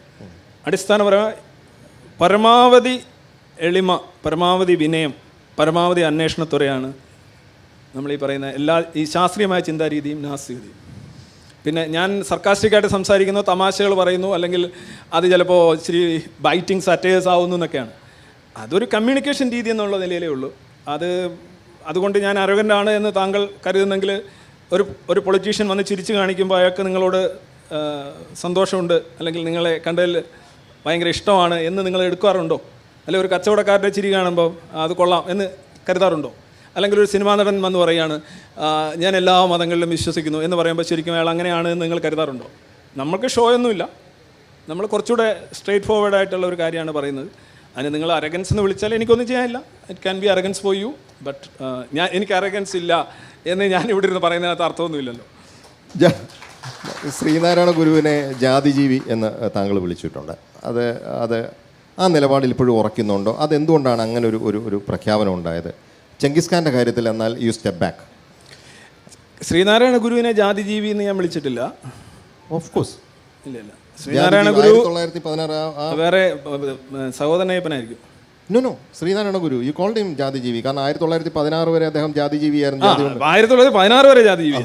അതാണ് ജാതി. തനിക്ക് അതെ കറക്റ്റ് അല്ലേ? 16 കഴിഞ്ഞിട്ട് പിന്നെ 28-ലല്ലേ പുള്ളി മരിക്കുന്നത്. പുള്ളി ഒരുപാട് മാറ്റങ്ങളുണ്ടായിട്ടുള്ള, ഒരുപാട് പഠിച്ചുകൊണ്ട് വിദ്യാഭ്യാസത്തിൽ വിശ്വസിച്ച, സ്വയം മാറിയ, പരിഷ്കരിച്ച ഒരു മനുഷ്യനല്ലേ. അപ്പോൾ 1916 വരെ ജാതിജീവിയായിട്ട് ജീവിച്ചിരുന്ന ആൾ 16-ൽ പറയുന്നു നമുക്ക് ജാതി ഇല്ലാന്ന്. അത് പിന്നെ എങ്ങനെയാണ് വേറെ മലയാളത്തിൽ എങ്ങനെ പറയുന്നത്? ഞാൻ ചോദിക്കട്ടെ, ഇപ്പോഴത്തെ അല്ല അത് ജാതിജീവി എന്ന് വിളിച്ചു എന്നല്ല എന്ന് പറയണ്ടേ. ഇതൊരു പത്രത്തിന്റെ രീതിയിൽ നിങ്ങളത് വളച്ചൊടിക്കുകയാണ്. 16 വരെ ഇല്ല, പത്രത്തിന്റെ അല്ല. You already said it, prove ആണ്. അല്ല, ഇതിനൊക്കെ അർത്ഥമില്ലേ? ഇത് ഞാൻ പറഞ്ഞില്ലേ, കുതിര എന്ന് പറയുന്ന രീതിയിലാണ് നിങ്ങൾ സംസാരിക്കുന്നത്. അതായത് 1916 വരെ അങ്ങനെയായിരുന്നു അദ്ദേഹത്തിന്റെ നിലപാട്. എന്ന് വെച്ച് ശ്രീനാരായണ ഗുരു ജാതിജീവിയാണ് എന്നല്ല ഞാൻ പറഞ്ഞത്. ഇവല്യൂഷൻ ഉണ്ടായി എന്നാണ് ഞാൻ പറഞ്ഞത്. അപ്പോൾ അങ്ങനെയാണ് കാണുന്നത്. അപ്പോൾ ഉദാഹരണമായിട്ട് മുഹമ്മദ് 40 വയസ്സ് വരെ മുസ്ലിം അല്ലല്ലോ. അപ്പോൾ എന്താണ് വിളിക്കേണ്ടത്? ഞാൻ പറയും 40 വയസ്സ് വരെ മുസ്ലിം അല്ലാത്ത മുഹമ്മദ് ഇസ്ലാം സ്ഥാപിച്ചു എന്ന് പറയുമ്പോൾ മുഹമ്മദ് മുസ്ലിം അല്ലെന്ന് നിങ്ങൾ പറഞ്ഞില്ലേ എന്ന് പറഞ്ഞൊരു ചോദ്യം ചോദിച്ചാൽ എങ്ങനെ ഉണ്ടാവും? ഓക്കെ, ഇപ്പോഴത്തെ നമ്മുടെ സർക്കാരിൻ്റെ ഒരു നിലപാട് ഒരു പലപ്പോഴും ജാതി പ്രീണനം എന്ന് പറയുന്ന തലത്തിലേക്ക് വരുന്നു എന്ന് പറയുന്നുണ്ട്. താങ്കളുടെ ഒരു അഭിപ്രായം എന്താണ്? പ്രത്യേകിച്ച് നമ്മളൊരു സയൻസ് വർദ്ധിപ്പിക്കണം എന്ന് പറഞ്ഞിരിക്കുന്ന, അതിന് ഏറ്റവും പ്രോ ആയിട്ട് നിന്ന ഒരു കമ്മ്യൂണിസ്റ്റ് സർക്കാർ, അല്ലെങ്കിൽ CPM സർക്കാർ, ഇല്ലെങ്കിൽ ഇടത് സർക്കാർ അധികാരത്തിലിരിക്കുമ്പോൾ ജാതി പ്രീണനം നടത്തുന്ന നിലപാടുകളെ താങ്കൾ എങ്ങനെയാണ് കാണുന്നത്? കമ്മ്യൂണിസം ബേസിക്കലി ഡിവിസീവ് ആയിട്ടുള്ള ഒരു ഐഡിയോളജിയാണ്. ആളുകളെ തമ്മിൽ ഏറ്റവും കുറഞ്ഞ 2 ഗ്രൂപ്പെങ്കിലും വേണം അവർക്ക്. ഒരാളിനെ ഒരു കൂട്ടത്തെ മറ്റു കൂട്ടത്തിനെതിരെ തിരിക്കുക എന്നുള്ളതാണ് കമ്മ്യൂണിസത്തിൻ്റെ അടിസ്ഥാനം. അത് ചിലപ്പോൾ ഉള്ളവനും ഇല്ലാത്തവനും ആവാം, നായരും ഈഴവനും ആവാം, ഹിന്ദു മുസ്ലിം ആകാം, അല്ലെങ്കിൽ പണമുള്ളവനും ഇല്ലാത്തവനും. ഏതെങ്കിലും രീതിയിൽ മനുഷ്യർ സംഘർഷത്തിൽ മുന്നോട്ട് പോകണമെന്നും അതിൻ്റെ ബെനിഫിറ്റ്സ് കൊണ്ടുവരണമെന്നും അല്ലെങ്കിൽ നേടിയെടുക്കണമെന്നും ആഗ്രഹിക്കുന്ന ഒരു ഡിവിസീവായിട്ടുള്ള സെക്ടേറിയൻ ഫിലോസഫിയാണ് കമ്മ്യൂണിസം. അപ്പോൾ അവർ മതത്തെ ചൂഷണം ചെയ്യുന്നു, ജാതിയെ ചൂഷണം ചെയ്യുന്നു എന്നുള്ളത് ഒരു ചോദ്യത്തിൽ വരേണ്ട കാര്യമല്ല. It's quite expected of them. ഞാൻ ഇന്ന് എൻ്റെ കുറേ സുഹൃത്തുക്കളോട് പറഞ്ഞു ഞാനിങ്ങനെ C. രവിചന്ദ്രനോടാണ് ചോദ്യം ചോദിക്കാൻ പോകുന്നത്. അപ്പോൾ അതിലൊരാൾ എന്നോട് പ്രത്യേകം പറഞ്ഞു, you should ask one thing. ഞാൻ അദ്ദേഹത്തിന് വേണ്ടി ചോദിക്കുകയാണ്. ഇതെനിക്കും തോന്നിയൊരു സംശയമാണ്. അടുത്ത കാലത്തായിട്ട് C. രവിചന്ദ്രൻ BJP ആയിട്ട് സംസാരിക്കുന്നുണ്ട്. എന്തുകൊണ്ടാണ് അങ്ങനൊരു നിലപാടെടുക്കുന്നത്? പ്രത്യേകിച്ച് പവനൻ്റെ ശതാബ്ദി ആഘോഷിക്കുന്ന, കേരളത്തെ യുക്തിചിന്ത പഠിപ്പിച്ച പവനനെ പോലൊരാളുടെ ശതാബ്ദി ആഘോഷിക്കുന്ന ഈ അവസരത്തിൽ സി രവീന്ദ്രനെ പോലൊരാൾ അങ്ങനെ ഓഫ് ട്രാക്കായിട്ട് പോകുന്നത് ശരിയാണോ? ആക്ച്വലി ഇന്ന് ഞാനിന്ന് കുറേ ആൾക്കാരെ ഈ ഫേസ്ബുക്കിൽ നോക്കുമായിരുന്നു. ഫേസ്ബുക്കിൽ നോക്കി അതിനകത്ത് ഒരു രുക്മിണി അമ്മാൾ അവർ BJP നിന്ന് രാജിവെച്ചു എന്ന് പറഞ്ഞ് എന്തോ ഒരു കൗൺസിലർ അങ്ങണ്ടായിരുന്നു, എന്തോ രുക്മിണി അമ്മാൾ അങ്ങണ്ടാണ് പേര്. അപ്പോൾ അതിൻ്റെ കീഴിലുള്ള കമൻറ്റുകൾ മുഴുവൻ ചാണകത്തിൽ നിന്ന് കരകയറി, മനുഷ്യനായി, ഇപ്പോഴാണ് മനുഷ്യനായത്, ഇപ്പോഴെങ്കിലും ഇങ്ങനെ തോന്നിയല്ലോ. ഇപ്പോൾ ഉദാഹരണമായിട്ട് ഭീമൻ രഘു, രാജസേനൻ, ഇവർ എവിടെ നിന്ന് അങ്ങോട്ടാണ് പോയത്? ഇവർ BJP നിന്ന് CPM-ലേക്ക് പോയി. ഇനി നാളെ ഭീമൻ രഘുവിനെ തിരിച്ചിങ്ങോട്ട് വരണം എന്ന് തോന്നിക്കഴിഞ്ഞാലും ഓക്കെ. ഇത്ര രീതിയിൽ ഉപരിപ്ലവപരമായി നിസ്സാരപരമായിട്ടാണ് ഈ BJP, CPM, കോൺഗ്രസ് എന്നുള്ള കാര്യങ്ങളെക്കുറിച്ചൊക്കെ ആളുകൾ സംസാരിക്കുന്നത്. മനസ്സിലായോ? ഇപ്പോൾ താങ്കൾ പറഞ്ഞൊരു കാര്യം, ഞാൻ BJP അനുകൂല നിലപാടെടുക്കുന്നു, എന്തോ അങ്ങനെയല്ലേ പറഞ്ഞേ? അതെ അതെ, എന്നോട് ചോദിക്കാൻ പറഞ്ഞു. എനിക്ക് തോന്നി ലാസ്റ്റ് വരുമ്പോൾ അങ്ങനെ ആയോ. ഓക്കെ, ലാസ്റ്റ് ചില വീഡിയോകളൊക്കെ കണ്ടപ്പോൾ അങ്ങനെ തോന്നിയേ ഇങ്ങനാണോ? ടു ബി ഫ്രാങ്ക്, ഞാനും ആഗ്രഹിച്ചൊരു ചോദ്യമാണ്. ഇദ്ദേഹത്തെ പോലെ ഒരാൾ പ്രത്യേകിച്ച് എന്തെങ്കിലും പറയാനുണ്ടെങ്കിൽ നിലപാട് ഉറക്കെ പറയാമല്ലോ. നിലപാട് തറയുന്നതാണല്ലോ ഈ വേദിയുടെ പേര് തന്നെ. ഓക്കെ, എനിക്ക് രാഷ്ട്രീയമുണ്ട്, ഞാൻ രാഷ്ട്രീയം തന്നെയാണ് പറയുന്നത്. പക്ഷേ ഒരിക്കലും എനിക്ക് കക്ഷി രാഷ്ട്രീയപരമായിട്ടുള്ള യാതൊരു ആഭിമുഖ്യങ്ങളും ഇല്ല. BJP-യോ കോൺഗ്രസ്സോ RSP-യോ അല്ലെങ്കിൽ SDPA-യോ CPM-ഓ ഒരു പാർട്ടിയോടും പ്രത്യേകിച്ച് അനുഭാവമോ പ്രത്യേകിച്ച് വിരുദ്ധതയോ ഇല്ല. അതാണ് ശ്രദ്ധിക്കേണ്ട കാര്യം. പ്രത്യേകിച്ച് വിരുദ്ധതയോ പ്രത്യേകിച്ച് അനുഭവമോ ഇല്ല. ഏതൊരു പാർട്ടി ആയാലും അവർ നല്ലൊരു കാര്യം, ഇപ്പോൾ എക്സ്പ്രസ് ഹൈവേയോ അല്ലെന്നുണ്ടെങ്കിൽ റെയിൽവേ, സ്പീഡ് റെയിൽവേ വന്നു, വിഴിഞ്ഞം വന്നു, ഞാൻ അതിനൊക്കെ CPM-നെ അനുകൂലിച്ച് തന്നെയാണല്ലോ. CPM-നെ അനുകൂലിച്ചല്ല, ആ പ്രവൃത്തി അനുകൂലിച്ചാണ് സംസാരിച്ചത്. ഇപ്പോൾ കർഷക ബില്ല് വരുന്നു, അത് കോൺഗ്രസ് കൊണ്ടുവന്ന ബില്ലാണ്, BJP മുന്നോട്ട് കൊണ്ടുപോയി, ഞാനതിനെ അനുകൂലിക്കുന്നു. അതായത് ഒരു സമൂഹത്തിന് ഗുണകരമായിട്ടുള്ള, വസ്തുനിഷ്ഠമായി ശരിയായിട്ടുള്ള എക്കണോമിക്സ് ആയാലും ഡെവലപ്മെൻ്റ് ആയാലും പോളിസികൾ വരുമ്പോൾ എനിക്ക് രാഷ്ട്രീയമല്ല നോക്കുന്നത്, ഞാൻ ആ പോളിസിയുടെ മെരിറ്റാണ് നോക്കുന്നത്. അപ്പം എനിക്ക് BJP അനുകൂല രാഷ്ട്രീയ നിലപാടൊന്നുമില്ല, CPM അനുകൂലവും ഇല്ല, കോൺഗ്രസും ഇല്ല. ഇനി BJP-യുടെ ഉണ്ടെന്ന് താങ്കൾ പറഞ്ഞുകൊണ്ട് ഒരെണ്ണം പറഞ്ഞാൽ ഞാൻ അതിന് മറുപടി പറയാം. ഞാൻ എടുത്തിട്ടുള്ള ഒരു BJP അനുകൂല നിലപാട് എന്ന് പറയും. അപ്പോൾ ഇനിയും ആ ചോദ്യം നമുക്ക് സദസ്സിലേക്ക് ഇടാം. 10 മിനിറ്റ് കൂടെ ഉള്ളൂ. അപ്പോൾ തീർച്ചയായിട്ടും നിങ്ങൾക്ക് ചോദിക്കാനുള്ള, ഇനി നിങ്ങളുടെ നിലപാടുകൾ പറയാനുള്ള ചോദ്യങ്ങൾ ചോദിക്കാം. ചോദ്യം 2 തരത്തിൽ ചോദിക്കാമെന്നാണ്. ഒന്ന് നമ്മളുടെ അല്പജ്ഞാനത്തിൽ നിന്ന് ചോദ്യം ഉണ്ടാകാം, ഒന്ന് നമുക്കറിയാനുള്ള ക്യൂരിയോസിറ്റി എന്നുള്ള ചോദ്യം ഉണ്ടാകാം. എനിക്ക് സന്തോഷം, ഇല്ലേ നമുക്ക് ഈ സദസ്സിന് നല്ലത് അറിയാനുള്ള ആകാംക്ഷ എന്നുള്ള ചോദ്യങ്ങളാണ്. അത് ഷോർട്ടായിട്ട് എത്രയും പെട്ടെന്ന് ചോദിച്ചാൽ വളരെ സന്തോഷം.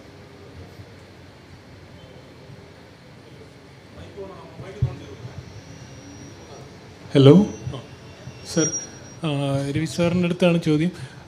ഒരു ഡൗട്ടാണ്. അതായത് ഇപ്പം നമ്മുടെ ഒരു ഹിസ്റ്റോറിക്കൽ ഒരു ബാക്ക്ഗ്രൗണ്ടിൽ പറയാൻ ഉദ്ദേശിക്കുന്നൊരു ചോദ്യമാണ്. അതായത് ഇപ്പം 1940s യൂറോപ്പിലെ അവസ്ഥ, അത് ഹിറ്റ്ലർ പവറിലിരിക്കുന്നു, 2ാം ലോക മഹായുദ്ധം നടക്കുന്നു. അപ്പോൾ ഈ പറഞ്ഞ ഹോളോകോസ്റ്റ് പ്രഖ്യാപിക്കുന്നു, ഫൈനൽ സൊല്യൂഷനിലോട്ട് പോകുന്നു, ജൂതന്മാരെ വേട്ടയാടി കോൺസെൻട്രേഷൻ ക്യാമ്പിലോട്ട് അയക്കുന്നു, ഓഷ്വിറ്റ്സ് ക്യാമ്പും അവിടെ അവരുടെ എല്ലും ഒക്കെ ഉപയോഗിച്ച് ബട്ടണുണ്ടാക്കുകയും പുകയാക്കുകയും ഒക്കെ ചെയ്തുകൊണ്ടിരിക്കുകയാണ്. അപ്പോൾ അങ്ങനത്തെ ഒരു സാഹചര്യത്തിൽ അവിടുത്തെ റാഷണലിസ്റ്റ്സ്, നമ്മളെ പോലെയുള്ള റാഷണലിസ്റ്റ്സ് ഈ പറഞ്ഞ ജുദായിസത്തിനെ ക്രിട്ടിസൈസ് ചെയ്ത് പറഞ്ഞാൽ, നമ്മൾ നിരന്തരം പറഞ്ഞുകൊണ്ടിരിക്കുകയാണ് ജുദായിസം എന്നുള്ള ഇതിനെ നമ്മൾ ക്രിട്ടിസൈസ് ചെയ്ത് പറഞ്ഞാൽ അത് നാസീസിൻ്റെയും ഹിറ്റ്ലറിൻ്റെയും ഗ്രോത്തിന് കൂടുതൽ ഹെൽപ്പ് ചെയ്യുകയല്ലേ ചെയ്യുന്നു എന്നുള്ള ഒരു, അതോ നമ്മൾ ധാർമ്മികമായിട്ട് അപ്പോൾ സൈലൻ്റായിട്ട് ഇരിക്കേണ്ട ഒരു ധാർമ്മികത ഉണ്ടോ എന്നുള്ളതാണ് സാർ മനസ്സിലായി. എനിക്ക് മനസ്സിലായി. അതായത് നിങ്ങളൊരു അപ്പോൾ ജൂതന്മാർക്കെതിരെ നാസി ഭരണകൂട കാലഘട്ടത്തിൽ ഒരുപാട് ടോർച്ചർ, പീഡനങ്ങൾ നടക്കുന്ന കാലഘട്ടത്തിൽ ജൂതന്മാരെ ക്രിട്ടിസൈസ് ചെയ്യുന്നത് നാസികൾക്ക് അനുകൂലമാകില്ലേ എന്നല്ലേ? ജുദായിസത്തിന്, ആ റിലീജിയൻ, ജുദായിസം എന്ന് പറഞ്ഞ റിലീജിയനെ ക്രിട്ടിസൈസ് ചെയ്യുന്ന ആ കോണ്ടെക്സ്റ്റിൽ നിന്ന് നമ്മൾ ജുദായിസം എന്നുള്ള റിലീജിയൻ്റെ ഓരോ ടെനറ്റ്സ് എടുത്തിട്ട് അതിനെ ഡീറ്റെയിൽ ചെയ്തിട്ട് അതിനകത്തുള്ള പ്രശ്നങ്ങളെല്ലാം നമ്മൾ ഇത് ചെയ്ത് മൈക്രോ ലെവലിൽ നമ്മൾ ക്രിട്ടിസൈസ് ചെയ്തുകൊണ്ടിരുന്നാൽ അത് ഹിറ്റ്ലറിൻ്റെ വളർച്ചയ്ക്ക് നമ്മൾ പ്രൊമോട്ട് ചെയ്യല്ലേ എന്നുള്ള. ഇതൊരു ആക്ച്വലി താങ്കൾ പറഞ്ഞ കാര്യം എനിക്ക് മനസ്സിലായി, അത് റോങ് അനോളജിയാണ്. മൈക്രോസ്കോപ്പിക് മൈനോറിറ്റി ആയിട്ടുള്ള ജൂതന്മാരെ അവരുടെ മതഗ്രന്ഥങ്ങൾ ക്രിട്ടിസൈസ് ചെയ്യുമ്പോൾ അവർക്കെതിരെയുള്ള പീഡനം നടത്തുന്ന ശക്തികൾക്ക് അല്ലെങ്കിൽ ആ ഒരു സമൂഹത്തിൽ അത് അവരെ കൂടുതൽ മോശക്കാരാക്കില്ലേ എന്നല്ലേ ചോദിക്കുന്നത്? ഞാൻ പറഞ്ഞു മൈക്രോ ലെവലിൽ ക്രിട്ടിസൈസ് ചെയ്യുന്നു എന്നുള്ള, അല്ലാതെ അതെ താങ്കൾ ഇങ്ങോട്ട് പറഞ്ഞു വരുമ്പോൾ വേറൊരു അനോളജി ഉടനെ ആളുകൾ എടുക്കും, അതുകൊണ്ടാണ് ഞാൻ അങ്ങനെ പറഞ്ഞത്. മനസ്സിലായില്ലേ? അതെനിക്ക് അതിനകത്ത് മനസ്സിലായി നിങ്ങൾ പറഞ്ഞ ചോദ്യത്തിൽ. നമ്മൾ മതങ്ങളെ ക്രിട്ടിസൈസ് ചെയ്യുക. ആദ്യം നമ്മൾ ബേസിക്കലി ചെയ്യുന്നത് ഏതെങ്കിലും ഒരു മതത്തെ മാത്രമല്ല ക്രിട്ടിസൈസ് ചെയ്യുന്നത്, നമ്മളെല്ലാം. ഇപ്പം എന്നെ കാര്യം നോക്കുക, ഞാൻ ബേസിക്കലി ആദ്യം എഴുതിയിട്ടുള്ള പുസ്തകങ്ങളും ഞാൻ 1000-ലധികം പ്രഭാഷണങ്ങൾ നടത്തിയിട്ടുണ്ട്. അതിലൊരു മേ ബി ഒരു 999 ഹിന്ദു മത റിലേറ്റഡ്, പിന്നെ കുറേ ക്രിസ്ത്യാനിറ്റി. ബേസിക്കലി ഇസ്ലാമിനെ കുറിച്ച് ഞാൻ വളരെ പുസ്തകങ്ങൾ എഴുതിയിട്ടില്ല.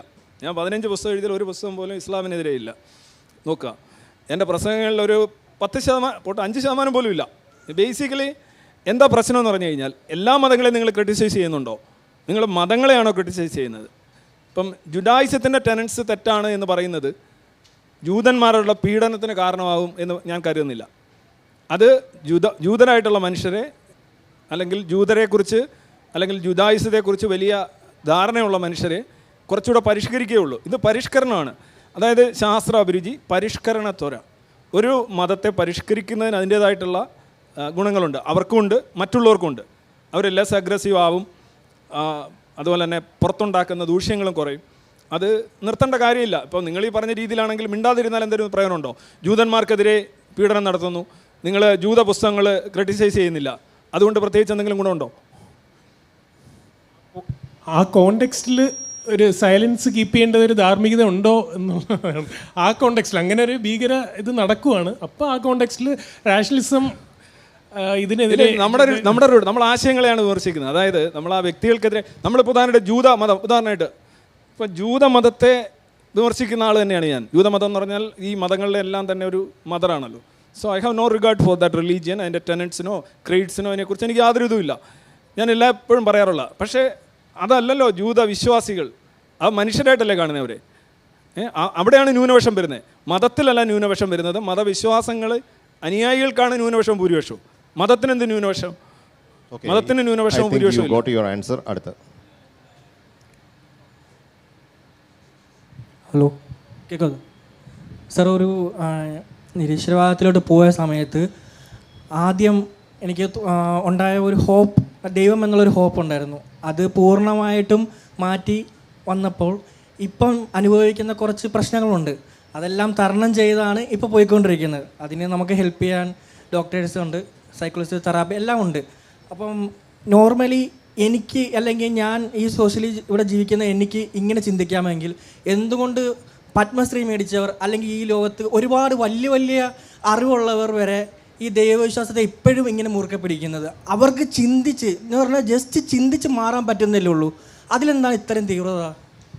ആക്ച്വലി വിശ്വാസം എന്ന് പറയുന്നത് തെളിവിൻ്റെ അടിസ്ഥാനത്തിൽ രൂപം കൊള്ളുന്ന ഒരു കാര്യമല്ല. ഡേറ്റ തേടിയിട്ടല്ല നിങ്ങൾ വിശ്വാസിയാവുന്നത്. യുക്തി നോക്കിയിട്ടുമല്ല വിശ്വാസം. അദ്ദേഹം ചോദിച്ച ചോദ്യങ്ങളിൽ നിന്ന് തന്നെ വ്യക്തമാണ്. യുക്തി നോക്കിയിട്ടല്ല ആരും വിശ്വാസിയാവുന്നത്. അതുകൊണ്ട് തന്നെ യുക്തി വന്നാലോ തെളിവ് വന്നാലോ ഡേറ്റ വന്നാലോ വിശ്വാസം മാറില്ല. മനസ്സിലായില്ലേ? അതൊരു പ്രോഗ്രാമാണ്, നമ്മുടെ മസ്തിഷ്കത്തിലുള്ള ഒരു പ്രോഗ്രാമാണ്. അപ്പോൾ സ്വാഭാവികമായിട്ട് ഈ പറയുന്ന ആളുകളെ സംബന്ധിച്ചിടത്തോളം അവർ പഠിച്ച് മുന്നോട്ട് പോകുന്നത്, അവരൊരിക്കലും ഈ ഒരു ഭാഗത്ത് അവർ പരിഷ്കരണ വിധേയമായി ടെസ്റ്റ് ചെയ്യുന്നില്ല. They don't test it. അപ്പോൾ അതുകൊണ്ട് സ്വാഭാവികമായിട്ടും അവരത് മുന്നോട്ട് കൊണ്ടുപോകും, പഠിച്ച് പോവുകയും ചെയ്യും. ആ ചക്കയിറക്ക് പോലെ ഈ സാധനം പറ്റിയിരിക്കും. ഇത് എന്തുകൊണ്ടാണ് ഈ ഇതിൽ നിന്ന് പുറത്തു വരുന്നവരുടെ എണ്ണം കുറയുന്നത്? കുറേ പേര് ഇത് ഭയങ്കരമായിട്ട് ആചരിക്കും, കുറേ പേര് കുറേ സ്പിരിച്വാലിറ്റി, പിന്നെ മതാതീതാത്മ്യത അങ്ങനെയൊക്കെയുള്ള ഉടായ്പകളിലേക്ക് പോകും. ഇതിൻ്റെ കാരണം എന്ന് പറഞ്ഞാൽ അടിസ്ഥാനപരമായിട്ട് ഈ ഒരു കൺവിക്ഷൻ വിട്ടുകളഞ്ഞാൽ തങ്ങൾക്ക് എന്തോ നാശനഷ്ടം വരും എന്നുള്ള ഇവരുടെ ഒരു ഫോൾസ് ബിലീഫാണ്. ഇത് വ്യക്തി തന്നെ തീരുമാനം എടുക്കേണ്ട ഒരു കാര്യമാണ്. നിങ്ങൾക്കൊരാളെ ഒരു വിശ്വാസിയാക്കാനായിട്ട് തള്ളിയിട്ടാൽ മതി. ഞാൻ എപ്പോഴും പറയുന്നത് കിണറ്റിലൂടെ തള്ളിയിട്ടാൽ മതി, ബാക്കി ഗുരുത്വം നോക്കിക്കോളൂ. ആ കിണറ്റിൽ നിന്ന് പിടിച്ച് കയറ്റുക എന്ന് പറയുന്നത് വളരെ ബുദ്ധിമുട്ടാണ്. അവൻ ചിലപ്പോൾ 5 തൊടി കയറി വന്നിട്ട് വീണ്ടും അതിനകത്ത് കിടക്കും. ഒരു യുക്തിവാദി എന്നതിൽ മനസ്സാക്ഷി എന്ന് പറയുന്ന ഒരു കാര്യത്തെ നിങ്ങൾ എങ്ങനെ ഡിഫൈൻ ചെയ്യുന്നത്?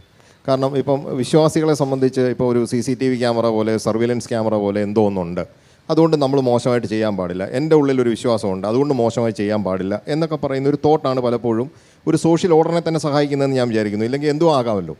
അങ്ങനാണെങ്കിൽ ഈ ഒരു എലമെൻറ്റിനെ നിങ്ങൾ എങ്ങനെയാണ് ഡിഫൈൻ ചെയ്യുന്നത്? മനസാക്ഷി എന്ന് പറയുന്ന ഒരു സാധനത്തെ ശ്രീ രവിചന്ദ്രൻ എങ്ങനെ ഡിഫൈൻ ചെയ്യും? അതായത് മൊറാലിറ്റി എന്ന് പറഞ്ഞാൽ വളരെ ജീർണിച്ച താഴ്ന്ന മൊറാലിറ്റിയാണ്.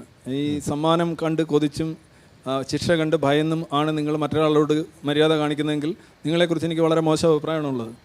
അല്ല, ഇപ്പോൾ ഒരു സൊസൈറ്റിയിൽ ഇപ്പം ഇവിടെ പോലീസ് ഉള്ളത് കൊണ്ടാണല്ലോ നമ്മൾ ഈ ട്രാഫിക് ലോ തെറ്റിക്കാതിരിക്കുന്നത് എന്ന് പറയുന്ന യുക്തി പോലെയല്ല ഉള്ളൂ. യു നീഡ് എ പോലീസ്മാൻ എന്നല്ലേ പറഞ്ഞത്. You need A policeman outside. അല്ല, അതുകൊണ്ട് മാത്രമല്ലല്ലോ എന്ന് ഞാൻ പറഞ്ഞു. There are 2 policemen. One is inside. There is a policeman. ഉദാഹരണമായിട്ട് ഞാൻ ഒരാളെ ആക്ഷേപിക്കുന്നില്ല. കാരണം എന്താണ്? അയാൾ എന്നെ ആക്ഷേപിക്കുന്നത് എനിക്കിഷ്ടമില്ലാത്തതുപോലെ അയാളെ ഞാൻ ആക്ഷേപിക്കുമ്പോൾ അയാൾക്ക് ഇഷ്ടപ്പെടില്ല എന്ന് ഞാൻ തിരിച്ചറിഞ്ഞുകൊണ്ട് അയാളോട് ഞാൻ മര്യാദ കാണിക്കുന്നു. ഇത് ഒരു മനുഷ്യൻ അവൻ്റെ സോഷ്യലൈസേഷനിലൂടെ ആർജിക്കുന്ന കാര്യമാണ്. പിന്നെ സ്നേഹം, കരുണ, ദയ, ക്യാമറാഡറി, സൗഹാർദ്ദം, ഇതെല്ലാം ഇൻബിൽറ്റ് ആയിട്ടുള്ള ഒരു സംഗതിയാണ്. നിങ്ങളത് സ്വാഭാവികമായിട്ട് അത് കുരങ്ങന്മാരുടെ ഇടയിലുണ്ട്, പട്ടികളുടെ ഇടയിലുണ്ട്, മാതൃത്വമുണ്ട്. ഇതെല്ലാം ഉള്ള നമ്മളിലുള്ള ബ്രെയിൻ പ്രോഗ്രാംസിനെയാണ് നിങ്ങൾ വേറെ ആരാണ്ട് ഇങ്ങനെ ചെലുത്തി തരുന്ന സാധനമായിട്ട് നിങ്ങളുടെ ഉള്ളിലുള്ള സാധനമാണ്, സഹജമാണ്. ഇത് ഇൻബിൽറ്റ് ആയിട്ടുള്ള കാര്യമാണ്. നിങ്ങൾ പുറത്തെങ്ങും കസ്തൂരിമാൻ്റെ സുഗന്ധം അന്വേഷിച്ച് കസ്തൂരിമാൻ അലഞ്ഞു നടന്നു എന്ന് പറയുന്നോണം താങ്കൾ അലച്ചിലിനെ കുറിച്ച് പറഞ്ഞല്ലോ, അതാണ് കറക്റ്റ്. അല്ലല്ല, അത് ഇപ്പം താങ്കൾ പറയുന്നതിനെതിരല്ലേ? കാരണം ഉള്ളിലേക്കുള്ള കാര്യത്തെയാണ് ഇന്ത്യനിസം പ്രൊമോട്ട് ചെയ്തതെന്ന് താങ്കൾ പറഞ്ഞു. ഉള്ളി നോക്കാതെ ഈ കസ്തൂരിമാൻ നാഭി നോക്കുന്നതുകൊണ്ടാണ് കസ്തൂരി കാണാത്തത് എന്ന് പറയുന്ന തിയറിയല്ലേ ഇപ്പം രവിചന്ദ്രൻ സപ്പോർട്ട് ചെയ്യുന്നത്? അവിടെയാണ് പ്രശ്നം. അതായത് ഉള്ളിലേക്ക് നോക്കുക എന്ന് പറയുമ്പോൾ ഈ ഇൻബിൽറ്റ് ആയിട്ടുള്ള കാര്യം നിങ്ങൾക്ക് വേണ്ടി വർക്ക് ചെയ്യുന്ന കാര്യമാണ്, നിങ്ങൾ നോക്കേണ്ട കാര്യമൊന്നുമില്ല. ഇപ്പോൾ ഉദാഹരണമായിട്ട് നിങ്ങൾക്ക് സെക്സ് ഫോർ എക്സാമ്പിൾ, നിങ്ങൾ അതിനെക്കുറിച്ച് അന്വേഷിച്ച് കണ്ടുപിടിച്ചിട്ട് നിങ്ങൾക്കത് പ്രവർത്തിക്കാൻ പറ്റുമെന്നൊന്നുമില്ലല്ലോ. നിങ്ങളത് ഓട്ടോമാറ്റിക്കലി വരുന്ന ഇൻബിൽറ്റ് എന്ന് പറയുന്ന സാധനം എന്താണ്? സഹജമായിട്ടുള്ളതാണ്. അപ്പോൾ സിവിലൈസേഷൻ എന്ന് പറയുന്നതിൽ ഒരു റോൾ ഇല്ലേ? മനുഷ്യൻ ബേസിക് ഇൻസ്റ്റിങ് അങ്ങ് കാണിച്ചാൽ മതിയോ? How he converts himself or അതാണ് ഞാൻ പറയുന്നത്. സിവിലൈസേഷൻ ആണ് നമ്മളെ പരുവപ്പെടുത്തുന്നതും പോളിഷ് ചെയ്തെടുക്കുന്നതും ഇൻട്രാക്ഷൻ ആണ്. അതിനൊരു ടൂൾ വേണ്ടേ? അത് സിവിലൈസേഷൻ തന്നെ ടൂളല്ലേ. ഇപ്പോൾ ഉദാഹരണമായിട്ട് ഞാൻ പറയാം, ഒരു വലിയൊരു കല്ല് ഒരു മലയുടെ മേളിൽ നിന്ന് വീണിട്ട് അതിൻ്റെ റഫ് എഡ്ജസ് എല്ലാം ഇങ്ങനെ പോളിഷായി അവസാനം നദിയിൽ വീണ് ഒഴുകി സമുദ്രത്തിലൂടെ വന്ന അവസാനം ഒരു വെള്ളാരം കല്ലായിട്ട് ഒരു പീസായിട്ട് നിങ്ങൾ തീരത്ത് കാണുന്നു. ആ പ്രോസസ്സിനെയാണ് നമ്മൾ സിവിലൈസേഷൻ എന്ന് പറയുന്നത്. ഓക്കെ, മനസ്സിലായി? ആ പ്രോസസ്സാണ്. അപ്പോൾ അങ്ങനെയാണ് നമ്മളിപ്പോൾ ഇവിടെ നിന്നിരിക്കുന്നത്. നമ്മൾ കടന്നുപോയ നമ്മുടെ മുൻഗാമികൾ കടന്നു പോയിട്ടുള്ള ശാരീരികവും സാമൂഹികവും മെമറ്റിക്കും ജനറ്റിക്കുമായിട്ടുള്ള വഴിത്താരകളിലൂടെ പരിഷ്കരിക്കപ്പെട്ടുകൊണ്ട് നമ്മളിങ്ങനെ മുന്നോട്ട് പോവുകയാണ്. അതിനാണ് സിവിലൈസേഷൻ, നാഗരികത എന്ന് പറയുന്നത്. എത്തീസം എന്നൊക്കെ പറയുന്നത് നാഗരികത മനുഷ്യനെ പരിഷ്കരിക്കുന്നു എന്നാണ് പറയുന്നത്. ഓക്കെ, ഒരു ക്വസ്റ്റ്യനൂടെ സമയമുണ്ട്. Good evening sir. വളരെ സിമ്പിളായിട്ടുള്ള ലാംഗ്വേജിലൂടെ സയൻസൊക്കെ ഞങ്ങൾക്കൊക്കെ എക്സ്പ്ലെയിൻ ചെയ്ത് തരുന്നതിൽ വളരെ താങ്ക് യു. ഞങ്ങളൊക്കെ വളരെ ഒത്തിരിയധികം പഠിച്ചിട്ടുണ്ട്. അപ്പോൾ എൻ്റെ ഒരു സംശയം, ഞാൻ മതപരമായിട്ടും കാര്യങ്ങളൊക്കെ വായിക്കുകയും കാര്യങ്ങളൊക്കെ ചെയ്യുന്ന ഒരാളാണ്. അപ്പോൾ എനിക്ക് ഈ ബിഗ് ബാങ് തിയറി എന്നുള്ള ഇതിലേക്ക് വരുമ്പോൾ ഞാൻ പലപ്പോഴും ആലോചിക്കാറുണ്ട്. ഇപ്പോൾ മതങ്ങളിൽ യഹോവ സൃഷ്ടിച്ചു. ഇപ്പോൾ യഹോവ എവിടെയാണെന്നറിയില്ല, അദ്ദേഹം എവിടെന്നാണ് സൃഷ്ടിച്ചതെന്നുള്ളതാണ് മതത്തിനെതിരെ ചോദ്യം. അള്ളാഹു എവിടെന്നോ ലോകം സൃഷ്ടിച്ചു. ശിവൻ്റെ റോറിലൂടെ, ബിഗ് റോർ ഓഫ് ശിവയിലൂടെ വന്നെന്ന് പറയുന്നു. ഇപ്പോൾ മായൻ സംസ്കാരത്തിലും ഒക്കെ ഇത് പറയുന്നുണ്ട്. ബ്രഹ്മാവിൻ്റെ ശരീരത്തിൽ നിന്നോ വായിൽ നിന്നോ അവിടെ നിന്നൊക്കെ വരുന്നു. അപ്പോൾ ബ്രഹ്മാവ് എവിടെയാണ്, അദ്ദേഹത്തിന് എവിടെ നിന്നാണ് വന്നത്, ഈ ചോദ്യങ്ങളുണ്ട്. ഇതും ഈ ബിഗ് ബാങ് തിയറിയിൽ from nothing there is an explosion. ഇതിൻ്റെ ഒരു സംശയം മാത്രമേ, ചോദ്യമായിട്ട് എടുക്കരുത്. ഞാൻ എനിക്കെപ്പോഴും എന്നെ അലട്ടുന്നൊരു ചോദ്യമാണ്, ഇത് തമ്മിൽ എന്താ വ്യത്യാസം? ശിവൻ്റെ റോറിലൂടെ ലോകം വന്നു എന്ന് പറയുന്നതും ബിഗ് ബാങ് തിയറിയിലൂടെ എവിടെന്നോ ഇല്ലാത്ത ഒന്നും ഇല്ലാത്തടത്ത് വരുന്ന സാധനം പൊട്ടി പറഞ്ഞു. I feel both are same. ശിവൻ്റെ റോർ എന്ന് പറഞ്ഞ് ബിഗ് ബാങ് ആയിട്ട് എനിക്ക് ഫീൽ ചെയ്യുന്നുള്ളൂ. എങ്ങും ഇല്ലാത്ത ഒരു ലോകം യഹോവ സൃഷ്ടിച്ചത് ഒരു ബിഗ് ബാങ് പോലെ ഫീൽ ചെയ്യുന്നുള്ളൂ. I'm not sure, I'm still enquiring if you can add some value. Okay, thanks for the question. ഈ ചോദ്യത്തിൽ തന്നെ എൻ്റെ ഉത്തരവുണ്ട്. അതായത് ശിവൻ്റെ റോർ എന്ന് പറഞ്ഞു. ശിവനുണ്ടല്ലോ, എങ്ങു നിന്ന് വന്നു എന്ന് വ്യക്തമല്ലേ അവിടെ? നീതമായ ഒരു കാര്യം പറയുകയാണ്. ആ കഥയിൽ ശിവനുണ്ട്, ശിവൻ്റെ ശബ്ദമാണ്. അപ്പോൾ ശിവനുണ്ട്, അതല്ലല്ലോ ബിഗ് ബാങ്. ബിഗ് ബാങ് നിങ്ങൾ പറഞ്ഞത് ഒന്നുമില്ലായ്മയിൽ നിന്ന് വന്നു എന്നാണ്. ഒന്നുമില്ലായ്മ ശിവ. ഇപ്പം ശിവനെ കുറിച്ച് ഞാൻ ഇപ്പോൾ പല സ്പിരിച്വൽ ഇതിൽ വായിക്കുമ്പോൾ what is not, that is what is Shiva എന്ന് ഞാൻ വായിക്കുന്നുണ്ട്. എനിക്ക് ഇതിൻ്റെ റിയാലിറ്റി അറിയില്ല, ഞാൻ ഇതെല്ലാം വായിക്കുന്ന ഒരു ഒബ്സർവറാണ്. അതായത് something which is not, that is what is Shiva or Brahma, അല്ലെങ്കിൽ ദൈവം, ഏത് വേണമെങ്കിലും പറയാം. അപ്പോൾ ഈ ബിഗ് ബാങ്ങിലും ഒന്നുമില്ലായ്മയിൽ നിന്ന് ഒരു ബാങ് വരുന്നു എന്ന് പറയുന്നതും ഒന്നുമില്ലാത്ത ശിവ റോർ ചെയ്തെന്ന് പറയുന്നത് തമ്മിൽ എന്തെങ്കിലും ഡിഫറൻസ് എനിക്ക് പെട്ടെന്ന് ഐഡൻറ്റിഫൈ ചെയ്യാൻ പറ്റുന്നില്ല. ഇല്ല, അതൊരു ശിവൻ്റെ ഒരു കഥയാണ്. ശിവൻ്റെ കഥയിൽ ശിവൻ്റെ റോറാണല്ലോ. ശിവനുണ്ട് ഒന്ന്, റോർ എന്ന് പറയുന്നത് ശബ്ദമാണ്. ശബ്ദം എങ്ങനെയാണ് വരുന്നത്? ഞാനിപ്പോൾ പറയുന്ന ശബ്ദം നിങ്ങൾ കേൾക്കുന്നത് എങ്ങനെയാണ്? ഒരു മീഡിയം ആവശ്യമാണ് അല്ലേ? ആ മീഡിയത്തിലൂടെ എല്ലാം നിങ്ങൾക്ക് എത്താൻ പറ്റും. ശബ്ദം കേൾക്കണമെങ്കിൽ ഒരു മീഡിയം വേണം. ഇപ്പോൾ നമ്മുടെ അന്തരീക്ഷം, ചന്ദ്രനിൽ പോയി നമ്മൾ ഇത് കണക്ക് സംസാരിച്ച് കഴിഞ്ഞാൽ ഞാൻ ഈ കാണിക്കുന്ന ഗോക്രിയെ നിങ്ങൾ കാണുള്ളൂ അല്ലേ? അപ്പം അവിടെ ഈ ഒരുപാട് സാധനങ്ങളുണ്ട്. ശിവനുണ്ട്, റോറുണ്ട്, മീഡിയം ഉണ്ട്, പിന്നെ മൈക്കും കാണുമായിരിക്കും. അതല്ലല്ലോ ബിഗ് ബാങ്. ഈ ചോദ്യത്തിൽ ഒരു അല്ല വലിയ സാറേ, അപ്പൊ ഈ ബിഗ് ബാങ്ങിൽ എന്തോ ഉണ്ട്. ഇപ്പൊ ശിവനുണ്ട് എന്ന് പറയുന്ന പോലെ ബാങ് അത് ശരിയാണെന്നില്ല, പലരും പറയാതെ വെച്ച് തമാശക്കിട്ട പേരാന്നും ഞാൻ താങ്കളുടെ വീഡിയോയിൽ കേട്ടിട്ടുണ്ട്. ബിഗ് ബാങ് അല്ല, അതൊരു തമാശയായിട്ടോ ക്രിറ്റിസിസമായിട്ടോ സർക്കാസ്റ്റിക് ആയിട്ട് പറഞ്ഞാന്നും കേൾക്കുന്നുണ്ട് എനിക്ക്. അപ്പോൾ ഈ അത് ബിഗ് ബാങ് എന്നുള്ള മീനിങ് തന്നെ ഞാൻ ഉപയോഗിക്കുന്നത്. ഒന്നുമില്ലാത്തത് ബാങ്ക് ആവാമെങ്കിൽ, ഒന്നുമില്ലാത്തത് എക്സ്പ്ലോഡ് ചെയ്യാമെന്നുണ്ടെങ്കിൽ ഒന്നുമില്ലാത്ത ശിവന് റോറും ചെയ്യാം. ശിവൻ ഒന്നുമില്ലാത്ത അല്ലല്ലോ, ശിവൻ ഉണ്ടെന്ന് പറഞ്ഞല്ലോ ആദ്യം. So there is Shiva roaring medium. ഈ ശബ്ദം എന്ന് പറഞ്ഞാൽ എന്താ അർത്ഥം? ഒന്നുമില്ലാതെ നമ്മുടെ സമയം പോകും. അടുത്ത അല്ല, അത് ആളിലേക്ക് എനിക്ക് അടുത്ത ആളിലേക്ക് സോറി ഒരു അല്ല, അത് ആ ചോദ്യത്തിലെ അസിമെട്രിയെ കുറിച്ചാണ് ഞാൻ സംസാരിച്ചത്. അതെ, ഞാൻ അതിലേക്ക് വരികയായിരുന്നു. പുള്ളി ഈ രണ്ട് വൈരുദ്ധ്യാത്മികമായ രണ്ട് കാര്യങ്ങളെ തമ്മിൽ കോർത്തുണക്കുകയായിരുന്നു ചെയ്തത്. ഓക്കെ അതെ, ഓക്കെ, കുറേ സമയമായിട്ട് ശ്രമിക്കുന്നതാണ്. സർ, 3 ചോദ്യം പെട്ടെന്ന് ചോദിക്കാം. ഒന്ന്, ഈ നമ്മുടെ ലിറ്റ്മസിൽ വെച്ച് ശ്രീ രമേശ് പിഷാരടി തൻ്റെ ഒരു നിലപാട് പറഞ്ഞിട്ടുണ്ടായിരുന്നു. അതായത് എൻ്റെ യുക്തി എന്ന് പറയുന്നത്, ഇപ്പോൾ ഒരു ഹോസ്പിറ്റൽ കേസ് പറഞ്ഞിട്ട് പ്രാർത്ഥിച്ചോണേ മോനെ എന്ന് പറയുമ്പോൾ, ഞാനൊരു നിരീശ്വരവാദിയാണെങ്കിലും പ്രാർത്ഥിച്ചോണേ മോനെ എന്ന് പറയുമ്പോൾ ഓക്കെ എന്ന് പറയുന്നതാണ് എൻ്റെ യുക്തി എന്ന് പറയുന്നത്. അതിൻ്റെ ഇടയിലുള്ള കമൻസ് പോലും ശരിയാണല്ലോ, ഇതാണല്ലോ യുക്തി എന്നായിരുന്നു. അതിനെക്കുറിച്ച് സാറിൻ്റെ ഒരു അഭിപ്രായം. രണ്ടാമത്തെ കാര്യം എന്ന് പറഞ്ഞാൽ, രണ്ടാമത്തെ ചോദ്യം എന്ന് വെച്ചാൽ, ഞാനൊരു നിരീശ്വരവാദിയാണെങ്കിലും എനിക്ക് ഇതുവരെ അൺഅപ്പോളജറ്റിക് ആവാൻ സാധിച്ചിട്ടില്ല. അതായത് ഒരു തേങ്ങ വന്ന് കാലി വീണാൽ അറിയാതെ ഞാൻ അയ്യോ ഒന്നും ദൈവമേ എന്നും വിളിച്ചു പോകും. ചിലപ്പോൾ happy birthday God bless you എന്ന് ഞാൻ പറഞ്ഞു പോകും. ചിലപ്പോൾ വിദേശത്തൊക്കെ ആണെങ്കിൽ ആൾക്കാർ തിരിച്ചു വരുമ്പോൾ ഇൻഷാല്ലാ ചിലപ്പോൾ വെറുതെ ഒരു താളത്തിന് പറഞ്ഞു പോകും. How can you be an unapologetic? അതായത് ഞാൻ നിരീശ്വരവാദിയാണെങ്കിൽ ഇപ്പോൾ എനിക്ക് സാധിച്ചു. ഞാനിത് പറയുമ്പോൾ ചിലർ പറയും, ഇനി എന്തുവഴി നീ ബിരിയാണി കൊടുക്കുന്നുണ്ടോ എന്ന് വിചാരിച്ചാണോ എന്ന രീതിയിലും ചോദിക്കാറുണ്ട് ചിലർ. ഇനി മൂന്നാമത്തെ കാര്യം എന്ന് വെച്ചാൽ, ഞാൻ എൻ്റെ സുഹൃത്തിൻ്റെ അടുത്ത് പറഞ്ഞ്, സുഹൃത്ത് വെച്ചോടെ എൻ്റെ ആഘോഷങ്ങൾ നിനക്ക് എങ്ങനെയാണ് ഒരു ശല്യമായി മാറുന്നതെന്ന് ചോദിച്ചു. അപ്പോൾ ഞാൻ പറഞ്ഞു, നിൻ്റെ പള്ളി പെരുന്നാളോ അമ്പലോ വരുമ്പോൾ ഞാൻ റോഡിൽ സ്ട്രക്കാന്ന് പറഞ്ഞു. അപ്പോൾ ആ പുള്ളി എൻ്റെ അടുത്ത് വെച്ചാൽ, നീ ഒരു ഫുട്ബോൾ ഫാനല്ലേ, ഇവിടെ കേരള ബ്ലാസ്റ്റേഴ്സിൻ്റെ കളി നടക്കുമ്പോഴും ഇതേപോലെ ട്രാഫിക് ബ്ലോക്ക് വരുന്നുണ്ടോ, അതിനെതിരെ നീ സമരം ചെയ്തിട്ടോ, അത് കഴിഞ്ഞിട്ട് പള്ളി പെരുന്നാൾ നോക്കാമെന്ന് പറഞ്ഞു. ഇതിനെക്കുറിച്ചും സാറിൻ്റെ അഭിപ്രായം. ആദ്യത്തെ ചോദ്യം എന്തായിരുന്നു? 3 ഇങ്ങനെ. ആദ്യത്തെ രമേശ് പിഷാരടി. ഒരു വ്യക്തിയുടെ വൈകാരിക അവസ്ഥ നോക്കിയെടുക്കണം. ആക്ച്വലി നമ്മളുടെ സോഷ്യൽ സെൻസ് എന്ന് പറയുന്നത് എന്താണ്? നമ്മൾ ചാക്കാല വീട്ടിൽ പോയി ചിരിക്കാതിരിക്കുക, കല്യാണ വീട്ടിൽ പോയി കരയാതിരിക്കുക എന്നുള്ളതാണ്. അതൊരു സാമാന്യ സാമൂഹിക യുക്തിയാണ്. അത് നിരീശ്വരവാദിയായാലും അഗ്നോസ്റ്റിക് ആയാലും പിന്നെ ഫുൾ ടൈം വിശ്വാസിയാണെങ്കിലും പൊതുവെ ആളുകൾ ചെയ്യുന്ന കുറേ കാര്യങ്ങളാണ്. അതിനകത്ത് പ്രത്യേകിച്ച് അത് യുക്തി എന്ന് പറയാൻ ഓക്കെ. നമ്മൾ പൊതുവായിട്ട് വീണ് കിടക്കുന്ന ഒരാളെ പെട്ടെന്ന് നീ അങ്ങനെ ചെയ്തുകൊണ്ടാണ് വീണെന്നല്ല, അവനെ പെട്ടെന്ന് ആശ്വസിപ്പിക്കാൻ നോക്കും. അതൊക്കെ ഒരു ഇൻബിൽറ്റ് ആയിട്ടുള്ളൊരു പ്രോഗ്രാമാണ്. രണ്ടാമത്തെ കാര്യം, അയ്യോ എന്ന് വിളിക്കുന്നു, ദൈവമേ എന്ന് വിളിക്കുന്നു, ഇത് ചെയ്യുന്നു. അത് നിങ്ങളുടെ ശീലമാണ്, ഭാഷാപരമായ ശീലമാണ്. ഇപ്പോൾ നിങ്ങളോട് പോകുമ്പോൾ തേങ്ങ വീഴുമ്പോൾ അയ്യോ ദൈവമേ എന്നൊക്കെ വിളിക്കുന്നു. അതുകൊണ്ട് എന്താ അർത്ഥം? ഇപ്പോൾ ചില ആൾക്കാർ പറയാറുണ്ട്, എന്നെങ്കിലും ദൈവമേ എന്ന് വിളിക്കും എന്ന് പറയുന്നുണ്ട്. വിളിച്ചിട്ട് എന്താണ്? ഞാനിപ്പോൾ വേണമെങ്കിൽ എന്തെങ്കിലും കാര്യം നടക്കുമെങ്കിൽ നമുക്ക് 100 വട്ടം വിളിക്കുകയോ റിപ്പീറ്റ് ചെയ്ത് കേൾപ്പിക്കുകയോ ചെയ്യാമല്ലോ. അതൊരു ശീലമാണ്. ചിലർ COP എന്ന് പറയുന്നൊരു വാക്കുണ്ട് ഇംഗ്ലീഷിൽ, അല്ലേ? അത് മലയാളത്തിൽ ഒരു ചീത്തയാണ്. അത് പറഞ്ഞുകൊണ്ട് നടക്കുന്നവരുണ്ട്. അവർക്ക് അത് പറയരുത്, മോശമാണെന്നൊക്കെ പറഞ്ഞ് 100 ദിവസം ധ്യാനത്തിനൊക്കെ പോയിട്ട് തിരിച്ചു വന്നിട്ടും അത് എന്തൊരു ഡാഷായിപ്പോയി എന്ന് തന്നെ അയാൾ വീണ്ടും പറയും. അത് ഭാഷാപരമായൊരു ശീലമാണ്, ഒരു വഴക്കമാണ്. അതിനകത്ത് പ്രത്യേകിച്ച് അർത്ഥമൊന്നുമില്ല.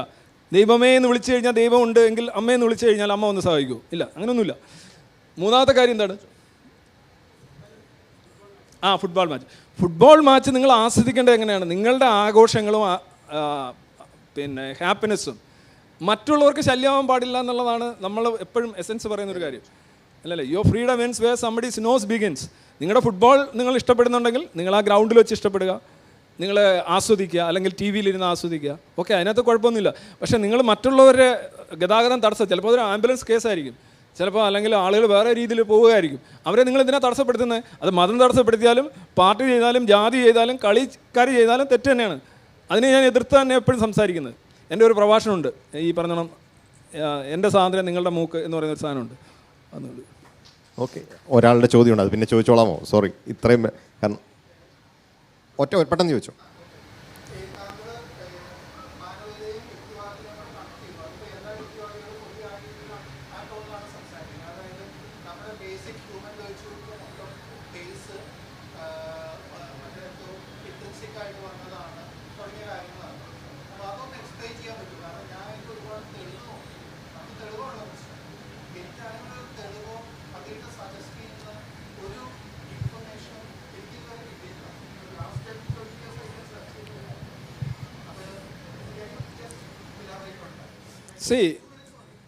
മൊറാലിറ്റി ഇപ്പം നമ്മൾ തമ്മിൽ സംസാരിക്കുന്നു, ഞാൻ താങ്കളുടെ ചോദ്യത്തെ ബഹുമാനിക്കുന്നു. അത് കേൾക്കൂ കേൾക്കൂ.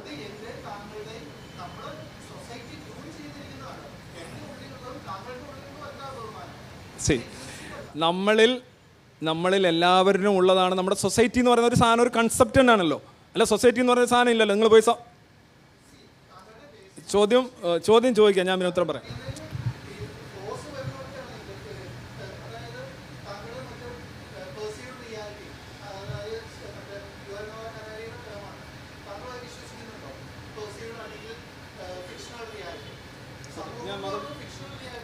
ഞാൻ മറുപടി പറയട്ടെ. സമൂഹം എന്ന് പറയുന്നത്, സമൂഹം എന്താണ് സമൂഹം അത് അവിടെ പോയി സമൂഹത്തെ കാണാം, അങ്ങനെയല്ല. സമൂഹം എന്ന് പറയുന്നത് ഒന്ന് നമ്മുടെ ഉള്ളിലുള്ള സമൂഹം, നമ്മൾ പുറത്ത് കാണുന്ന ആളുകൾ, നമ്മളുടെ സമൂഹമില്ലേ. ഓക്കെ ഇതൊരു ഡിബേറ്റിലേക്ക് പോകാൻ പറ്റുന്ന കാര്യമല്ല, കാരണം ഇത് ഇങ്ങനെ നീണ്ടുപോകും. പക്ഷെ ഒരു കാര്യം പറയാം, ഒരു മോബിനെ കമ്മ്യൂണിറ്റി ആക്കുന്നതിൽ കുറേ എലമെൻറ്റ് കോമൺ ആയിട്ടുണ്ട്. ഒരു മോബിനെ കമ്മ്യൂണിറ്റി ആക്കും. നമുക്കിവിടെ ഒരു കമ്മ്യൂണിറ്റി ആയിട്ട് ശാസ്ത്രബോധമുള്ള ആളുകൾ കമ്മ്യൂണിറ്റി ആയിട്ട് നിൽക്കുന്നു എന്ന് വിശ്വസിക്കാം. ആ കമ്മ്യൂണിറ്റി പ്രൊമോട്ട് ചെയ്യപ്പെടും. പുള്ളിയുടെ പറഞ്ഞ ഒരു കാര്യം, അതായത് നമ്മുടെ ഉള്ളിൽ ആന്തരികമായിട്ടുള്ള ഇൻട്രൻസിക് ആയിട്ടുള്ള സഹജമായിട്ടുള്ള ക്വാളിറ്റീസ് അത് എല്ലാ മനുഷ്യർക്കും ഉള്ളപ്പോഴാണ്. ഉദാഹരണത്തിന് സത്യം എന്ന് പറയുന്ന ഒരു സാധനം ഇവിടെ വരുന്നത്, എല്ലാവരിലും സത്യം സംബന്ധിച്ചുള്ള ഒരു ധാരണയും ബോധവും അതിൻ്റെ ഗുണങ്ങളെക്കുറിച്ചുള്ള ഒരു അവബോധം ഉള്ളത് കൊണ്ടാണ് സത്യം കൊണ്ടാടപ്പെടുന്നത്. നമ്മളിലുള്ള എന്താണ് ഈ സമൂഹം? നമ്മളാണ് സമൂഹം. Society is what we are. Okay, ഒരു മോഡറേറ്റർ എന്ന നിലയിൽ I have to moderate it. ഇത് എത്ര വേണേലും യു ക്യാൻ ടോക്ക്, എത്ര മണിക്കൂർ വേണേലും നമുക്ക് സംസാരിക്കാവുന്ന വിഷയമാണ്. കാരണം ഇത് വളരെ പേഴ്സണൽ എക്സ്പീരിയൻസിൽ നിന്ന് വരുന്നതാണ്. അത് കേൾക്കുമ്പോൾ മനസ്സിലാവും. Thank you. അല്ലല്ല, അങ്ങനെയല്ല ഞാൻ പറഞ്ഞത്, അവനവൻ്റെ പേഴ്സണൽ എക്സ്പീരിയൻസിൽ നിന്നാണെന്ന് പറഞ്ഞു കഴിഞ്ഞു. സോ സോറി, നമുക്ക് വൈൻഡ് അപ്പ് ചെയ്യാം. Thank you. Okay, your question was excellent. I am admitting it. I am agreeing with your question also. But ഇപ്പം നമുക്കതിരുന്ന് സംസാരിക്കാനുള്ള സമയം കിട്ടുന്നില്ല. തുടക്കത്തിലേ ആയിരുന്നേ ഒരുപക്ഷെ അദ്ദേഹത്തിനും ക്ലാരിഫിക്കേഷൻ നടത്തായിരുന്നു, നിങ്ങൾക്കൊരു ഡിബേറ്റിലേക്ക് പോകായിരുന്നു. അപ്പോൾ ഈ ചർച്ച